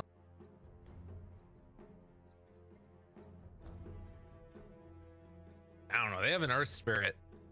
I guess Earth Spirit is their main initiator, though. So this could actually be okay. Sort of fight early. Ton of damage. That's what I was talking about, where you just need damage. But they don't really have that like front. No, it is a Skylark Chen. All right, Chen off lane. Tiny 4. Ember safe lane. Sniper mid. How does that match up? Troll seems pretty okay against the Chen, to be honest. Illusion is not really much, I don't think. I think this is a draft that can work for aggressive mode. And a lot harder. Because I think the way that Team Unique late game with good enough though again. Maybe the sniper actually just wins that. We'll have to wait and see, ladies and gentlemen. Game at number 2. On the verge of being knocked down to the lower bracket. We'll see if they can make it happen. One back off the back of a Skylark Chen.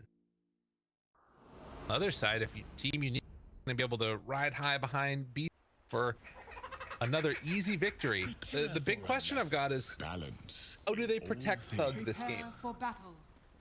I think there's the chance to do it. Like the mid game is going to be the scariest part of this, right? Your aggressive mode. Late game, anything could happen. Literally anything. If Sniper gets like crazy stacked up and he's able to like outmaneuver Medusa and then have Unique trying to chase him down, who gets on top of the Sniper? Because the Earth Spirit oftentimes is going to be the one rolling in and starting the fight. Earth and starting the fight, he can't use that second roll. Like he doesn't have a second roll to get on top of Sniper. He probably needs to get Blade Mail. I would actually love to see like mass Blade. 30 seconds. That's the eliminate rolling in. Ooh, did get the slowdown with the Orb of Venom, but they and good toss. That's gonna be enough to get him out of there. Heads up play. Couldn't quite get the roll. That might.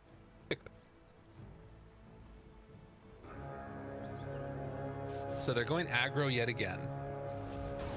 The poor Chen 1v1 against the Timbersaw. Like, what the hell are you supposed to do in this matchup? How do you play this if you're Skylark? What do you do against a Timbersaw? I guess you probably just cut the wave and just go like mass farming. Probably. Got Spartan got the Observer War. 1 for bound. I think the only way you can play this as Skylark is just try and take over back lane Chen, because I don't know how you try and like pressure that takes over the creep at the start, does deny himself some XP, but it's gonna give time. Thug gonna try and have a stage against the Medusa, who does have, I mean, just like the natural animation for snipers, so that part at least.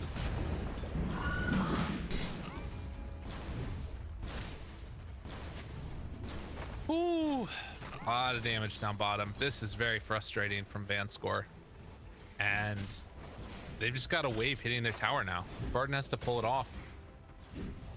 Gets the catch, but is going to take some more right clicks this entire time and charging it up. Hits on the Spartan. This is first blood, I think. More punch coming through. Dodge away the other side. Lifthill back into the tower. Vanscore, they didn't get the kill on a Spartan. Spoke too soon, and in fact, it might be Vanscore the one that gets brought down low. So both supports super close to dead. Not quite. Thug so far 7-2 versus Medusa 6-2. Hi. There. This one to me is like it's a very interesting matchup because you have like slightly better damage on Dusa, slightly faster animation and more. Provide some interesting little, really on point on my.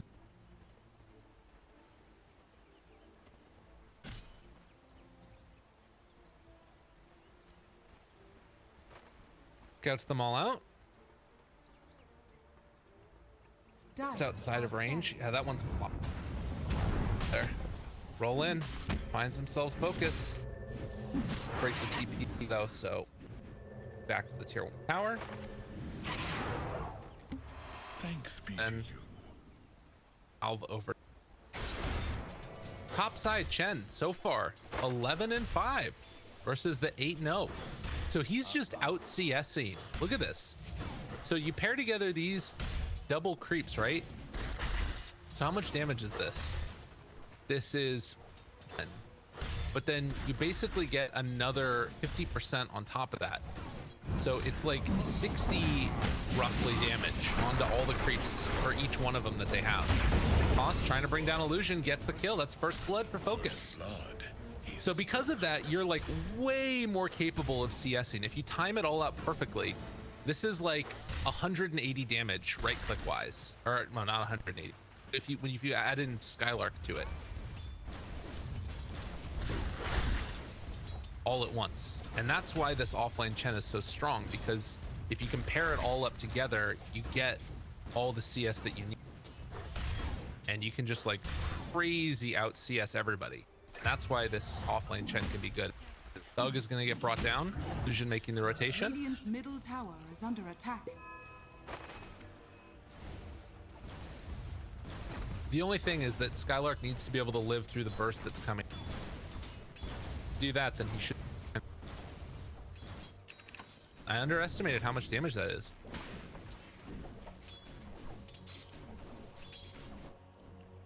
Offlane Chen. And the reason, again, that I mentioned this in game number 1, but somebody that wasn't here, the reason that that's capable of being done is Focus is going to try and go onto Palantimos here, because the range creeps do piercing type of damage. Piercing damage. Focus Flame Guard wearing out. Cube trying to run away. One more punch is all they would have needed, but he salves up, goes around the corner, and is going to live. Now. Blast hits and whatever denies you can possibly find. Still BZZ is the one that's sitting top. Or rather, not top, but higher levels. And the reason that that's happening is because it's been 2 range creeps that have been taking Chen. So he's just missing that extra experience. That's the cost that you pay here. Everybody is so low down bottom. Vanscore, triple kill. Oh no, he only gets 1. Takes that Spartan though. Nice. God, you as Coddle, you just want to go on that so badly. Go! D gonna go pick up a bounty rune. Creeps will keep wave under control. Needs to be careful about not losing them though. Much HP left, and Chen moving back in. And kill him off. Oh. Chen loses those creeps. That's real bad. Like he won't. Splitting them up. Skylark can just let him sort of passively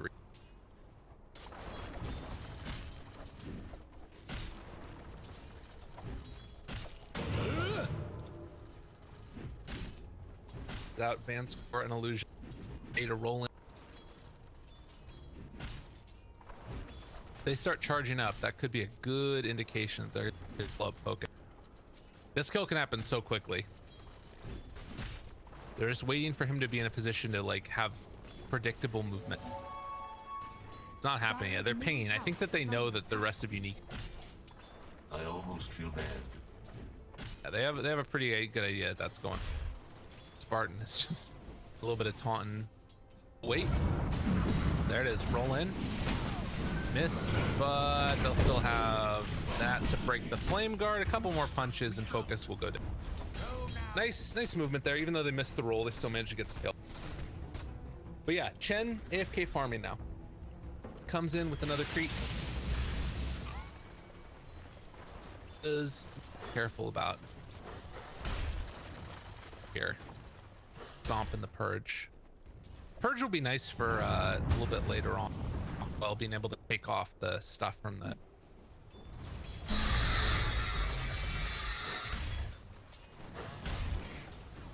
False idolatry. 7 minutes in, so we've still the CS. Net worth looking like kind of a similar story. The big difference is that this Ember is just really not having a great game. Level 4, Focus hasn't had a good series. Some of that is not entirely his. Radiant structures Definitely still are sucks. fortified. Creeps, Skylark coming mid. Let's go. So bringing in a lot of heroes. Courier. To be careful here. Wants to go and get killed. Does manage to bring it down. Okay. And now Duke finds the Earth Spirit. Illusion kicks back underneath the tower, but will be able to get the roll away. So that keeps him alive, while Vanscore just gonna get gobbled up by Skylark actually. Dire's middle tower. Nyes is big old centaur, and now they're moving in to take this down. 19 teen. There's some fire. Right clicks coming through. Be able to back away. With this 1,000 gold lead for Unique, but they are going to tier 1 tower. There's not really much they can do to stop this. Top lane, BZZ hoping to make some type of rotation to stop the pressure in, but Thug already got the tower dead, and now they keep their own tier 1 alive. No real reaction. Again, it's Focus that's hurting in all of this. He's 2 levels behind the troll, just about get level 5 now, but that is I think a price that you're somewhat willing to pay if you're aggressive mode. Skylark is just popping off. Super duper farm. Does need to go pick up that. Don't worry guys, I got this. But if you could just sort of AFK farm as this Chen, get towards those big group together items, that feels like it's their goal. Dire's top tower is under attack. Dire's structures are fortified. And they don't need Focus to like crazily farm. They do need him to not die over and over and over. That's the downside. Dude, they didn't even hand a god. Chen's like, nah, man, you ain't worth it. That's the saddest Ember ever. He's like, maybe if you're level 6, call me when you get level 6. Maybe we can make it happen. BZZ, going Timber Chain, dead. Easy. And another tier 1 tower gonna be taken. This is what Chen does in this game. Runs around from lane to lane to lane, gives buffs for his allies, gets a bunch of auras, and then wins. Aggressive mode are going to be able to claim the top outpost. Does look like Dire will be able to hold the other one. Focus, just about to get level 6 now at 10 minutes. I feel like this guy needs the tome, to be honest. Like, give him the tome. Top tower is under attack. Regeneration. Maybe he's just gonna buy it and deliver it to the. Ember does need levels. I think it actually is the better play to give it to Ember.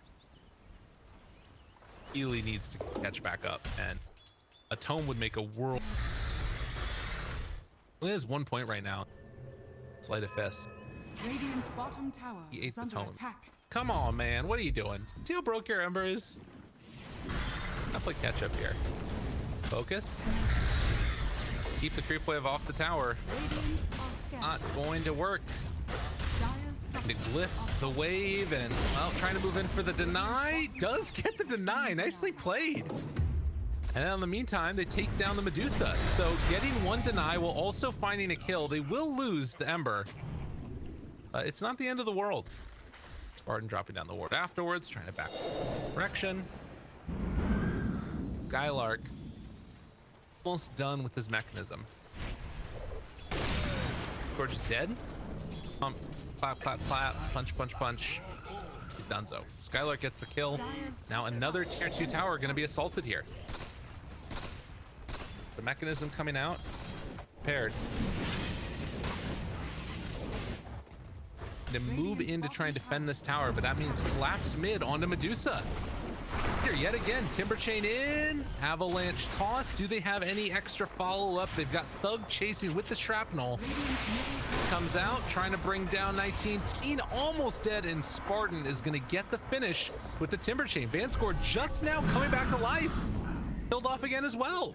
I almost feel bad. Look at this pace that they're playing at. This Skylark Chen is terrifying. Dire's middle tower is under attack. All those creeps do a ton of damage. Super duper OP. Cube trying to find Palantimos.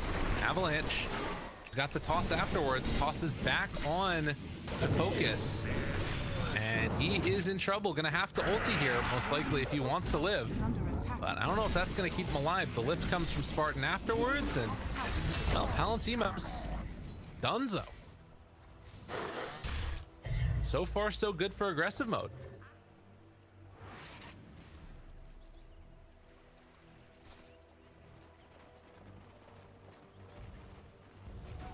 How quickly these towers are going to go down. I want to see Chen get an AC game. That would just make me happy.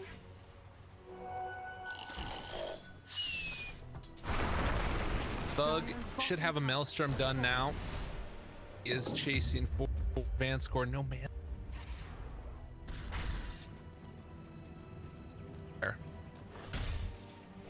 Vlad's next for Chen instead. Pretty okay. Coming out right now for Sniper. Got Arcanes on Rubik. He has something else. Yeah, TP's one. Hello again, Illusion. Silence, but they interrupt his roll away. Man, this hero feels so bad when this type of stuff happens. It's like, I feel like you should have so much more impact, but you really just don't. Spirit. Dire are scanning. Spartan, break their smoke. Palantimos. A little late in realizing it. They drop down the ulti. Oh, the turn towards the Medusa. But aggressive mode, just back away. Try to run. See? Needing to get gone on the hoof stomp. A little bit off the mark, but look at the damage coming in right now by virtue of the sniper. Ulti coming out afterwards. That's enough for the kill. Quite. Spoke too soon. Forgot about the hood. Heads up play there. Timbersaw able to live. The hood keeps him alive. And they like what they see. Trying to get towards the spirit vessel too on him. I mean, Sniper is definitely the true carry in this game, as often happens with Thug's game, is it? But took the 15 damage. Did 15 damage versus 15% cooldown reduction. That's insane to me that he decided to take that. Now in some trouble. BZZ gonna be stomped, gonna be chased. Another round of Timber Chain, just beating him down dead. Barton gets the kill in the end. Dire structures are fortified. Everywhere they go, aggressive mode, finding kill after kill. Radiant's middle tower is under attack. Dire's top tower has Illusion fallen. trying to roll through, get himself to the bounty runes. Just be able to pick up those ones. Across the rest of the map. Palantimos. Do you have a lift? They got him. Put him alive for now. Timber Chain through afterwards, possibly. Chasing, looking for the finish. Remnant. Chains. They take the tier 2 top, aggressive mode. Fully in charge of this game, and Chen right now, oh my god, takes down the courier. This guy's got 3 centaurs on DPM for some reason. As the assassinate comes out, that's gonna be another kill, And Vanscore also in trouble. Cube gets brought down. BZZ seeing if he can find a kill there, but it's not going to happen. Now they have Whirling Death taking away his strength, stuck in a world of pain. They will take down the Timber Saw as well. 16 minutes into 2,000 gold lead, but there has not been anything going for Team Unique so far. It has just like all been a bunch of dots for the Radiant. You got a Sentry Ward taken down, a Sentry Ward taken down, a tower killed, and then the last kill was what? I guess 4 or 5 minutes ago. They were able to get the Ember. I don't know, man. It's looking rough. Aggressive mode are just all over them.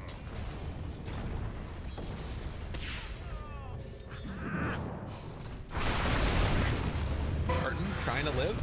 They have the Whirling Death still. Stolen Magnetized turns it back around onto the side of Unique. They kill yet another one. Will they lose Spartan? No. 30 HP. Living through it.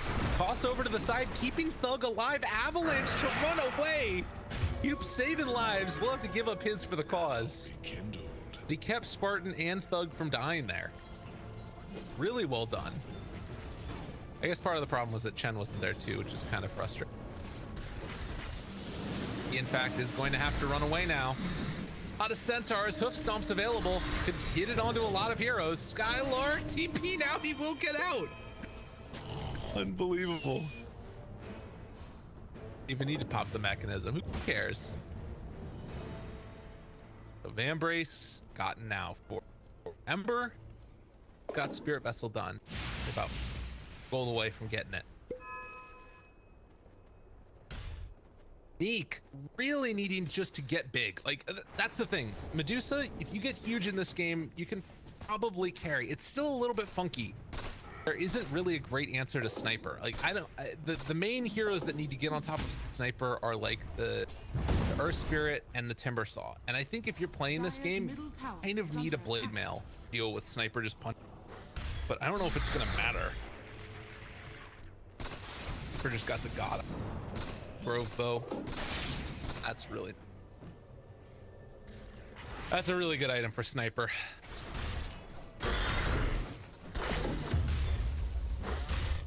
Essence Ring. Thug is gonna have Mjolnir done now at half minutes. About Timber Chain. Are they running right into the pit? Wow. Okay. He had a Blight Stone queued up before.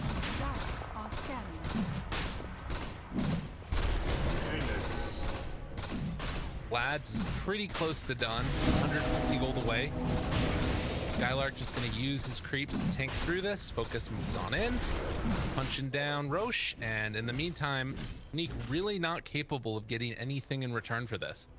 No objective on the map that they can take at the moment. So it is going to be a Sniper Aegis with Mjolnir done on top of Tread's triple Wraith Band. This is like strong timing for them as far as their damage output. They're still somewhat susceptible to dying, but that's why you have the Aegis. Aggressive mode. And they're thinking about just going high ground. Okay.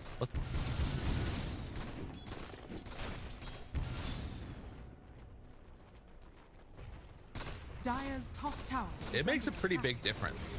Like, bonus 425 health is pretty huge. As tier 3 tower is going to be assaulted. Plink, plink, plink goes the Sniper. Rooted. Damage amplification. He's just dead. Dude, BZZ dropping down super duper low. Have I spoken too soon yet again? Yes, I have. He did not go down. He is not dead. He is living. But they shrapnel the high ground. Thug just keeps on punching the tier 3 tower. They're going to use the glyph even. Okay, okay.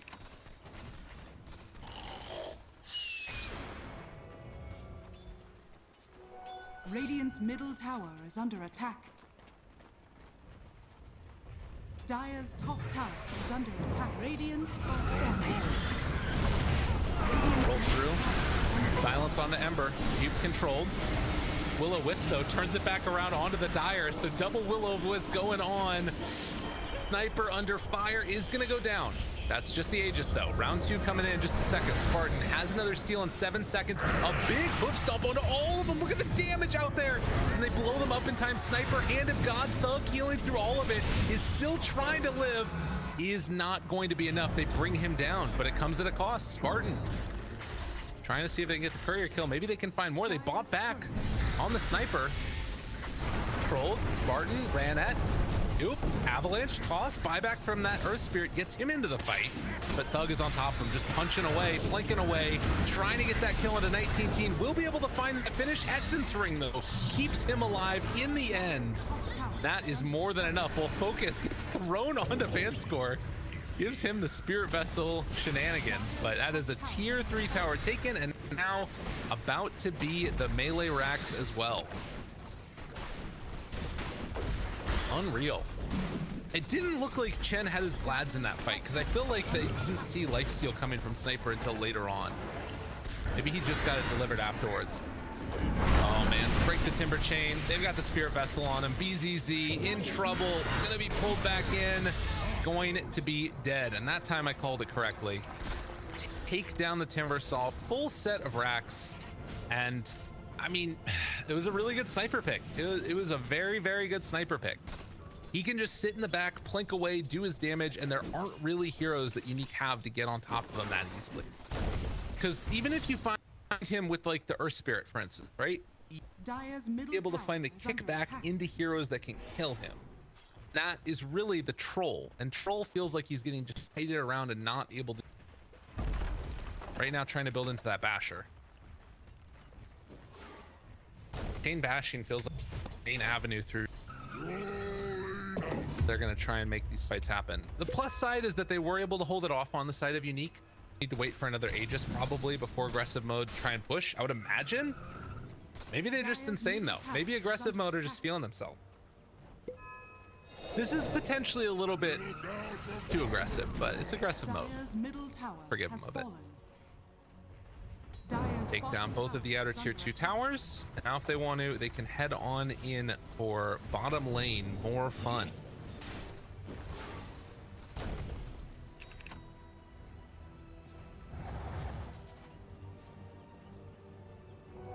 $1,000 gold. This'll come in handy. The smoke around. This is the best possible play that they could have. Aggressive mode, again, I think that this is a little bit bold of them to make this move right now, right? Like this to me feels like not desperation, but like over eagerness. Run into them, they see focus, they have like no initiation. Try and get them with the bash. They're just hoping for bad. They're hoping for anything at this point, but they're not going to get anything. They're just in no man's land. And I think Sniper's just going to gobble them up. They find 19 team, instead turn over for a moment onto this Timber Saw, trying to throw the ulti out, but Thug is just completely destroying them. Chase forward, focus, looks for more, gets the root onto the 2 key targets. And BZZ getting away just barely. Stick around, they're going to hope off tier 2 first. They will be able to do just that. So aggressive mode, aggressive, but not that aggressive. They don't dive the fountain, at least yet. Maybe in the near future.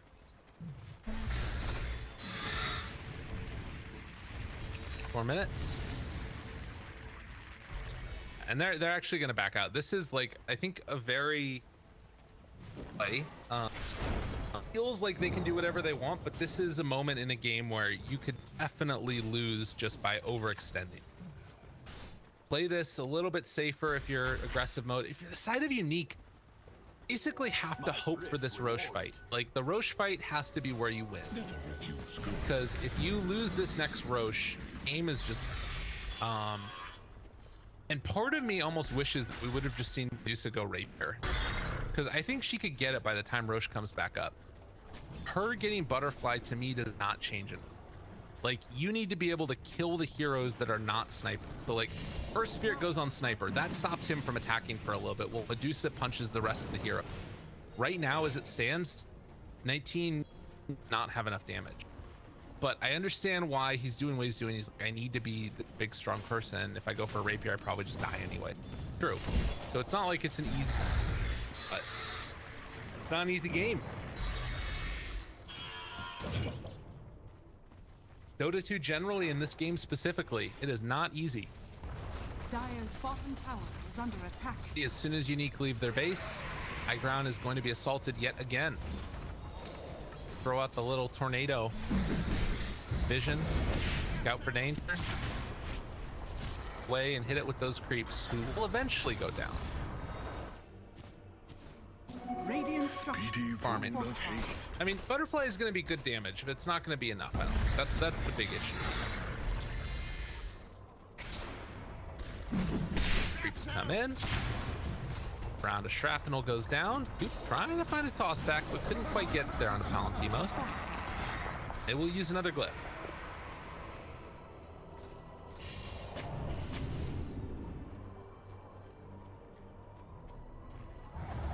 Wave coming in. Go for it here. Dire's bottom tower is under attack. That's so annoying. Like, because they have this one catapult that's just working on the over there. They have backdoor protection disabled, so move in and take this. This catapult's being so annoying for them, I'm sure. Please let us clear out our base. I want to be done with it. This catapult has done so much damage. Dude, this thing taking down the effigy. It don't.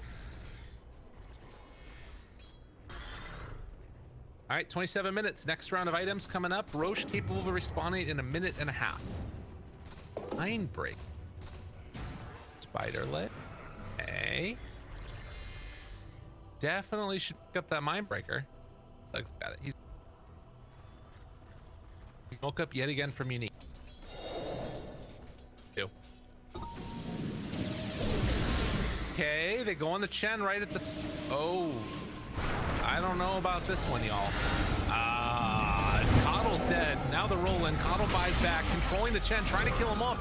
It is almost enough for Skylark. He will die. Okay, no buyback for him. Do they decide to keep taking this fight without the Chen? That seems a little bit bold. And in fact, it's Thug that spider leggings down to the low ground. But Palantimo's in a lot of trouble trying to hit over under the creeps. He is going to drop Cute, finds the finish with the tree toss. Focus finds the Coddle. He is going to die. And now down here towards the south, they're still chasing Thug, but spider legs and force stabs and everything else, oh my, turns onto Illusion, blows him up. It is not enough. They can't do it. Thug just still walks away. Will live through it as he'll throw one last, hey, how you doing there, to BZZ. And that should be enough here in just a moment with the chase cut, possibly. Has Spirit Vessel on him still. Yeah, BZZ looking like he's gonna go down as well. Look at that. Cool as a cucumber.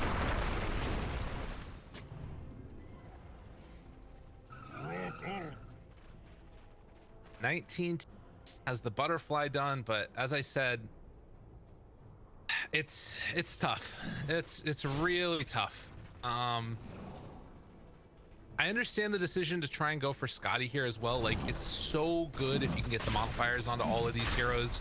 There's a Chen, you're getting all this extra regen. Use that with Scotty, but to me at least it feels like you kind of need damage. And I mean, this game, it's really tough for them. If they can win this Roche fight, there's a chance, but I don't know if they're gonna be able to get in there. Move forward, trying to take down this Ember, but the Avalanche toss connection onto the Troll. A lot of trouble, and Medusa's right in, ulti but disarmed. And that about tells the story of this game, as they will lose that Troll. Trying to chase for 19 teen. They don't manage to break the TP, but will still keep Illusion rooted to the spot as you rolled through on that one. You'll Scepter lift up, but he will escape. Nonetheless, it's Aegis on Thug. He's got cheese in his backpack, and it is time to go high ground. This is really tough. 29 to 10 to 14,000 gold lead. Focus. Dire's middle tower has fallen. It's ready to claim his honor from the last game. We're gonna be honest. That last one hurt.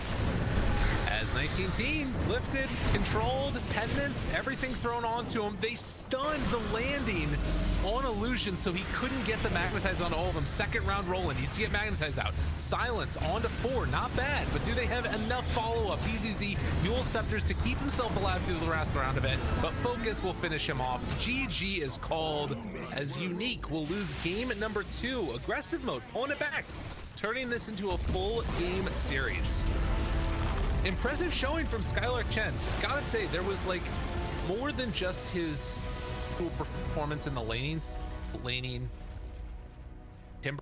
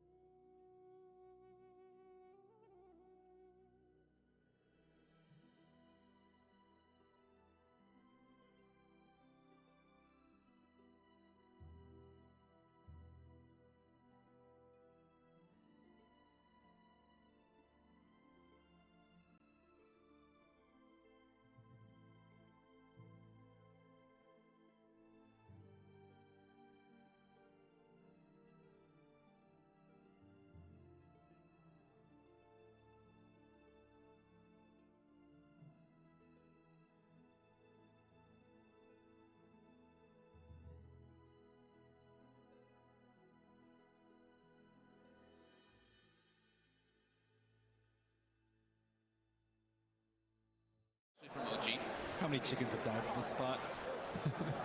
Got to be careful. Looks like Xtover's not going to be patient enough. The courier's starting to move out, but he's headed away from that mid lane as he'll look towards the top, as it seems, to join forces with FY and Arme, making sure that the Morphling can find the farm against Anna's PL in this safe lane. At the same time, TP up from Jax. To join in, tethers across to Anna.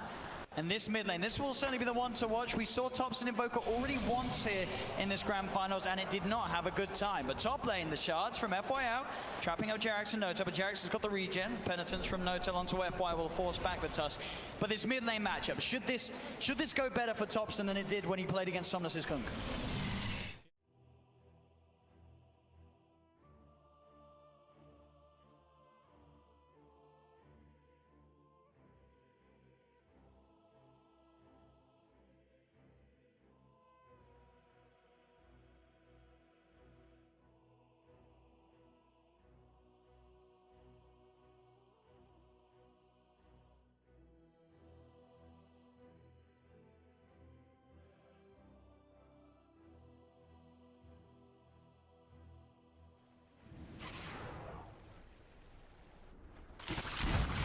Down here now. I mean, it's working. He's having a really good time of it, but the flame break pushback, and has he finally gone too far? Cookie dodged. Good play by BZZ, going back and forth, and he runs away from the morph lane. Is it enough? I think it's enough for the kill here. Possibly. Oh god, he pops his stick. Still living. Skylark, he really wants this kill, but he's just gonna walk away from him. BZZ's like, I don't care at all. Damage over time, not enough for the kill. He will finally be brought down by the scatter blast shot from Cube, but I think he could have gotten away, right? If he just runs up and away, I think he's pretty sick stuff.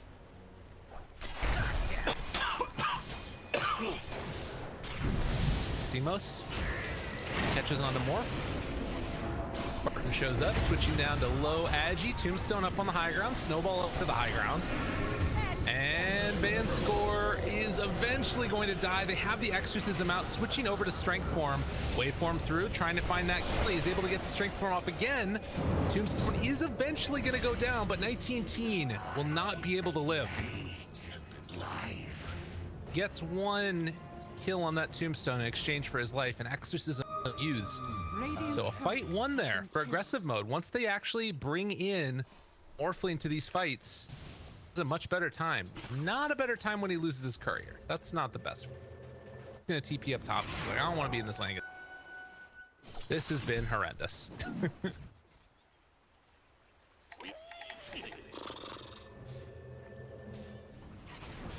Radiant's bottom Doug tower is under attack. got himself working on the way towards the Deso. Is gonna pick up the boots first. Structures are fortified. Brought out to him at the moment. Radiant's bottom tower is under attack. I really want to see what Undying does the rest of this game. I would have loved to see him go Meteor Hammer. That's not really Spartan style. He's not really the farming type of hero. He's much more of the like, get me in there and let's battle. Dire's top tower is under attack.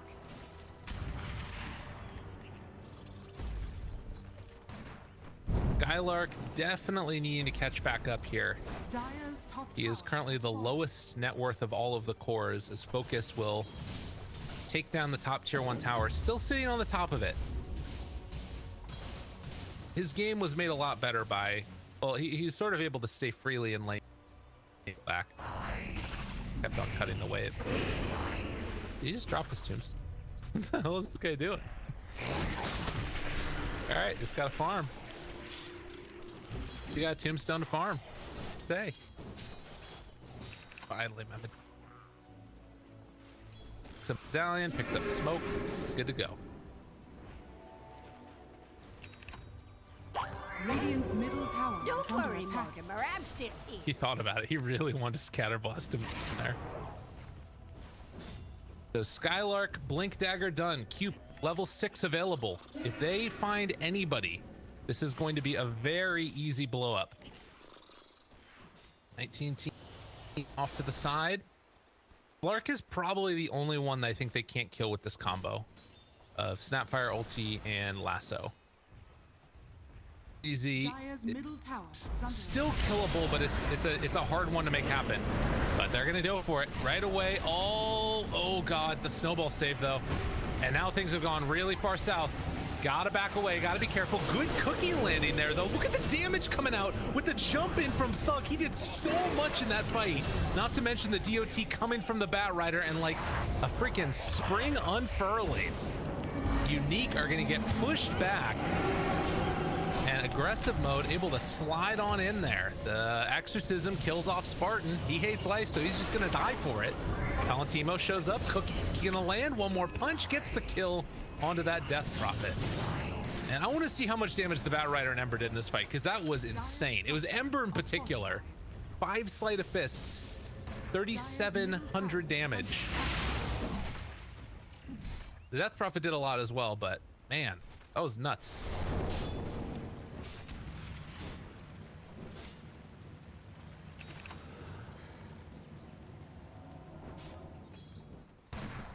So it goes to show, though, where they didn't even really need the lasso ulti from the Snapfire to be able to deal with them.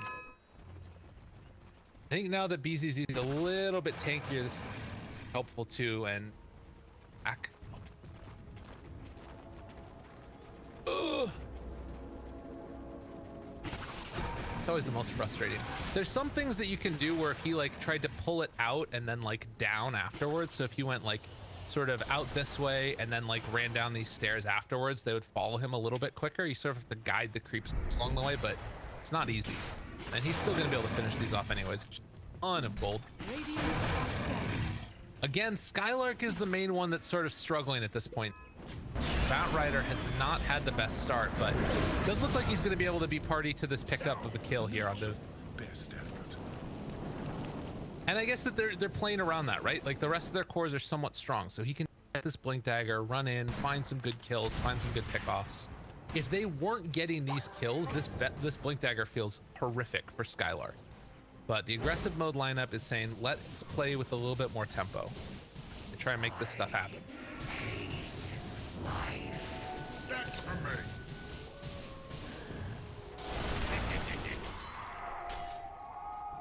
Palantimos, Diffusal Blade, Radiant's bottom tower delivered. is under attack. Double Mango, got himself another little Wraith Band.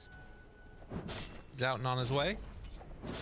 Almost done with the Spirit Vessel on Thug. Back towards mid. I mean, one thing that's going to be pretty hyped this game is that once Thug gets like a real damage item after this Spirit Vessel, throw Medallion onto one of these cores, the Blight Stone, maybe he gets a Desolator on Ember. They're just going to pop. Dire are scanning. Scanning gonna connect, focus, spots them. Ryze goes down the low ground, needs to be careful. Waveform tries to get away. So not quite caught.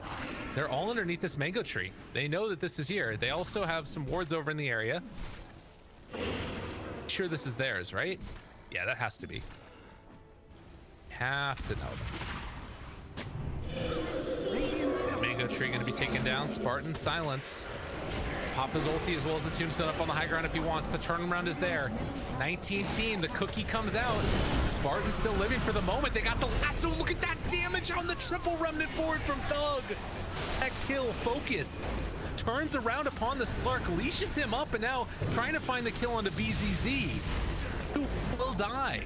They take down 2 cores, 2 supports. One left alive is going to be the Slark. Valentimo's not feeling great with the triple kill coming from the Snapfire and going for the Aghanims next. Because why not? Freaking play. Dire's middle tower has fallen. Dire's top tower is under attack. Really impressive showing so far. 19-6, a 3 lead. Timos, Fire the snowball coming afterwards. Cookie to the high ground, but not able to escape in the. Getting a little bit too big for the britches. Aggressive mode. Into reset as respawn timers are still relatively low. Careful about taking fights when you're not in a position to really take them. Zone down, Thug. He missed the chain slight combo. And in fact, they're gonna need to soul rip this to keep it alive. Doesn't last that much longer. Palantimos, they got the medallion on him. Chase forward, snowball for the moment. The control is there afterwards. The silence lands from the Death Prophet. Trying to bring down all the rest of these cores. Can they do it? They will get both. And now BZZ goes in on this one. They're going to try and take down Illusion. Lift comes out, but he gets the strength from off again. Really nice play by Focus. And with the cookie landing onto this Bristle, they turn yet a triple kill for the Morph. And all things are starting to come together for aggressive mode. They land the lasso onto the Rubik, pull him back in, and ultra kill. Yes. This man is on fire.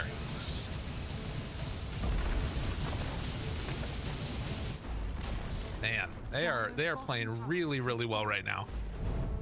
I think that this is just, it's a draft that feels very comfortable to them. Dire's bottom tower is under attack. A 5,000 gold lead is their reward. It's all completely swung their direction.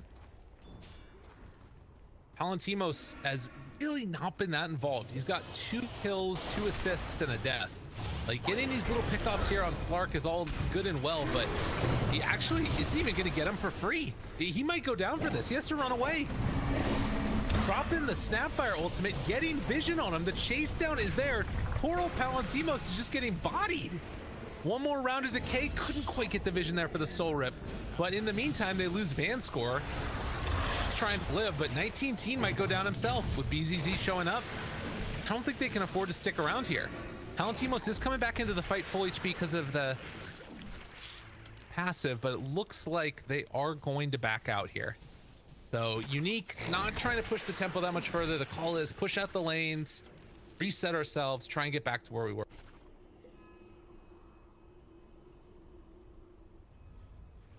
But the ping already coming from aggressive mode. They had an inkling, they had a feeling that 19 Teen was coming up here. And they are going to be able to chase her down. I mean, I don't know if you can stop this. Oh, trying to find it. They get her. With that, that is going to be another kill onto this Death Prophet. Cookie comes out, Scatter Blast afterwards. They are maybe in a little bit of trouble, but Tombstone up on the high ground. Book turns around, trying to find the Pounce Leash, can't quite get it. That stops the gank in his tracks. You get the outpost? Yeah, each team got an outpost. Next round of items, Philosopher's Stone, given over to Snapfire. Okay. Good.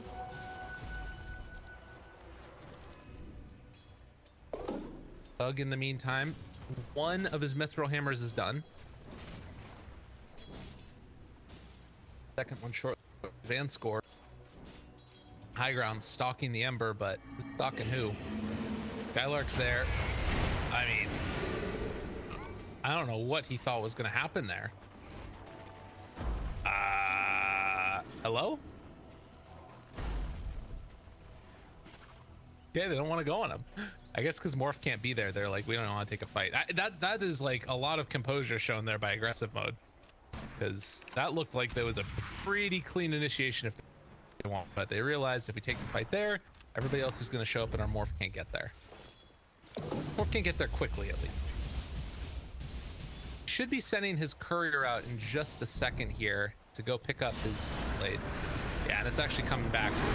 But they find themselves this Bristleback yet again. BZZ dead.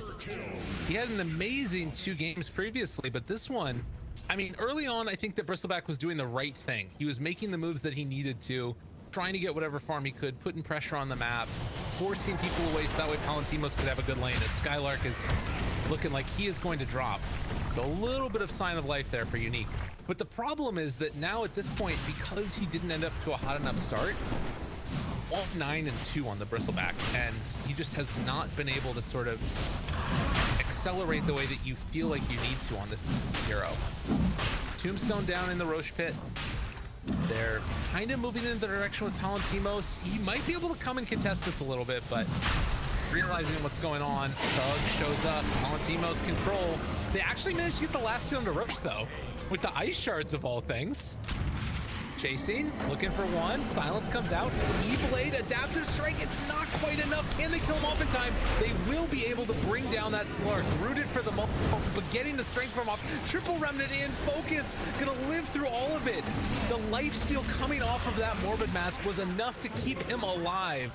And with the Rubik next one likely to go down, they do burn through the Aegis, but it is only the Aegis. Illusion, nowhere left to go, is going to get killed off by Focus. Wicked 6th Streak, everybody's dead. And aggressive mode continuing to just dominate this game number 3. 7,000 gold lead now. They're teaching them. Tell them. Let them know how you feel. Know how you feel. Snapfire in the meantime, just 900 gold away from an Aghanim Scepter. We got Spartan, who's well on his way to his Vlads. Didn't come the Buckler and the Bassi. Dire structures are fortified. Radiant structures are fortified. 1,000 gold lead now. Start showing them the moves. Love to see it. Tier 2 tower gonna go down. The best part of this, I would say, for teaming was that they burn the Aegis immediately. If that didn't happen and they're able to just like play aggressively across the rest of the map, which they still probably are going to be able to do, but without fear for Focus's life, that's where the game becomes a lot harder. This lineup is just truly, by virtue of how it functions, to come back into this game. And BZZ, you step outside for a second, you get put in the grave for more than a second. He is dead. They're going to lose Vanscore as well as he finishes off this snowball in just a moment. Bring down the Tusk, a double kill for Focus, and now they're more than comfortable going high ground. They buy back on the Tusk, but right now they're showing on the lane, on the Slark, and on the Death Prophet. So tier 3 tower going to be assaulted. They have not been able to cut the creep wave. It goes down. Action. This is a lane of Rax. Peen back with 19 teen. Really gonna try and cut them on the way back in. Stealing the flesh golem, but that ain't great. It ain't great. Love to see Morph just getting permanent agi. Wait for safety. Ugh. Yeah, that's gonna be hard to deal with. That's gonna be really hard to do. Death tax. Done. KBs do matter, but Larcap coming out too. All right, he's got Sanjin Yasha. This is like, this is about as close to a last hurrah as you get. They have to win this next round here.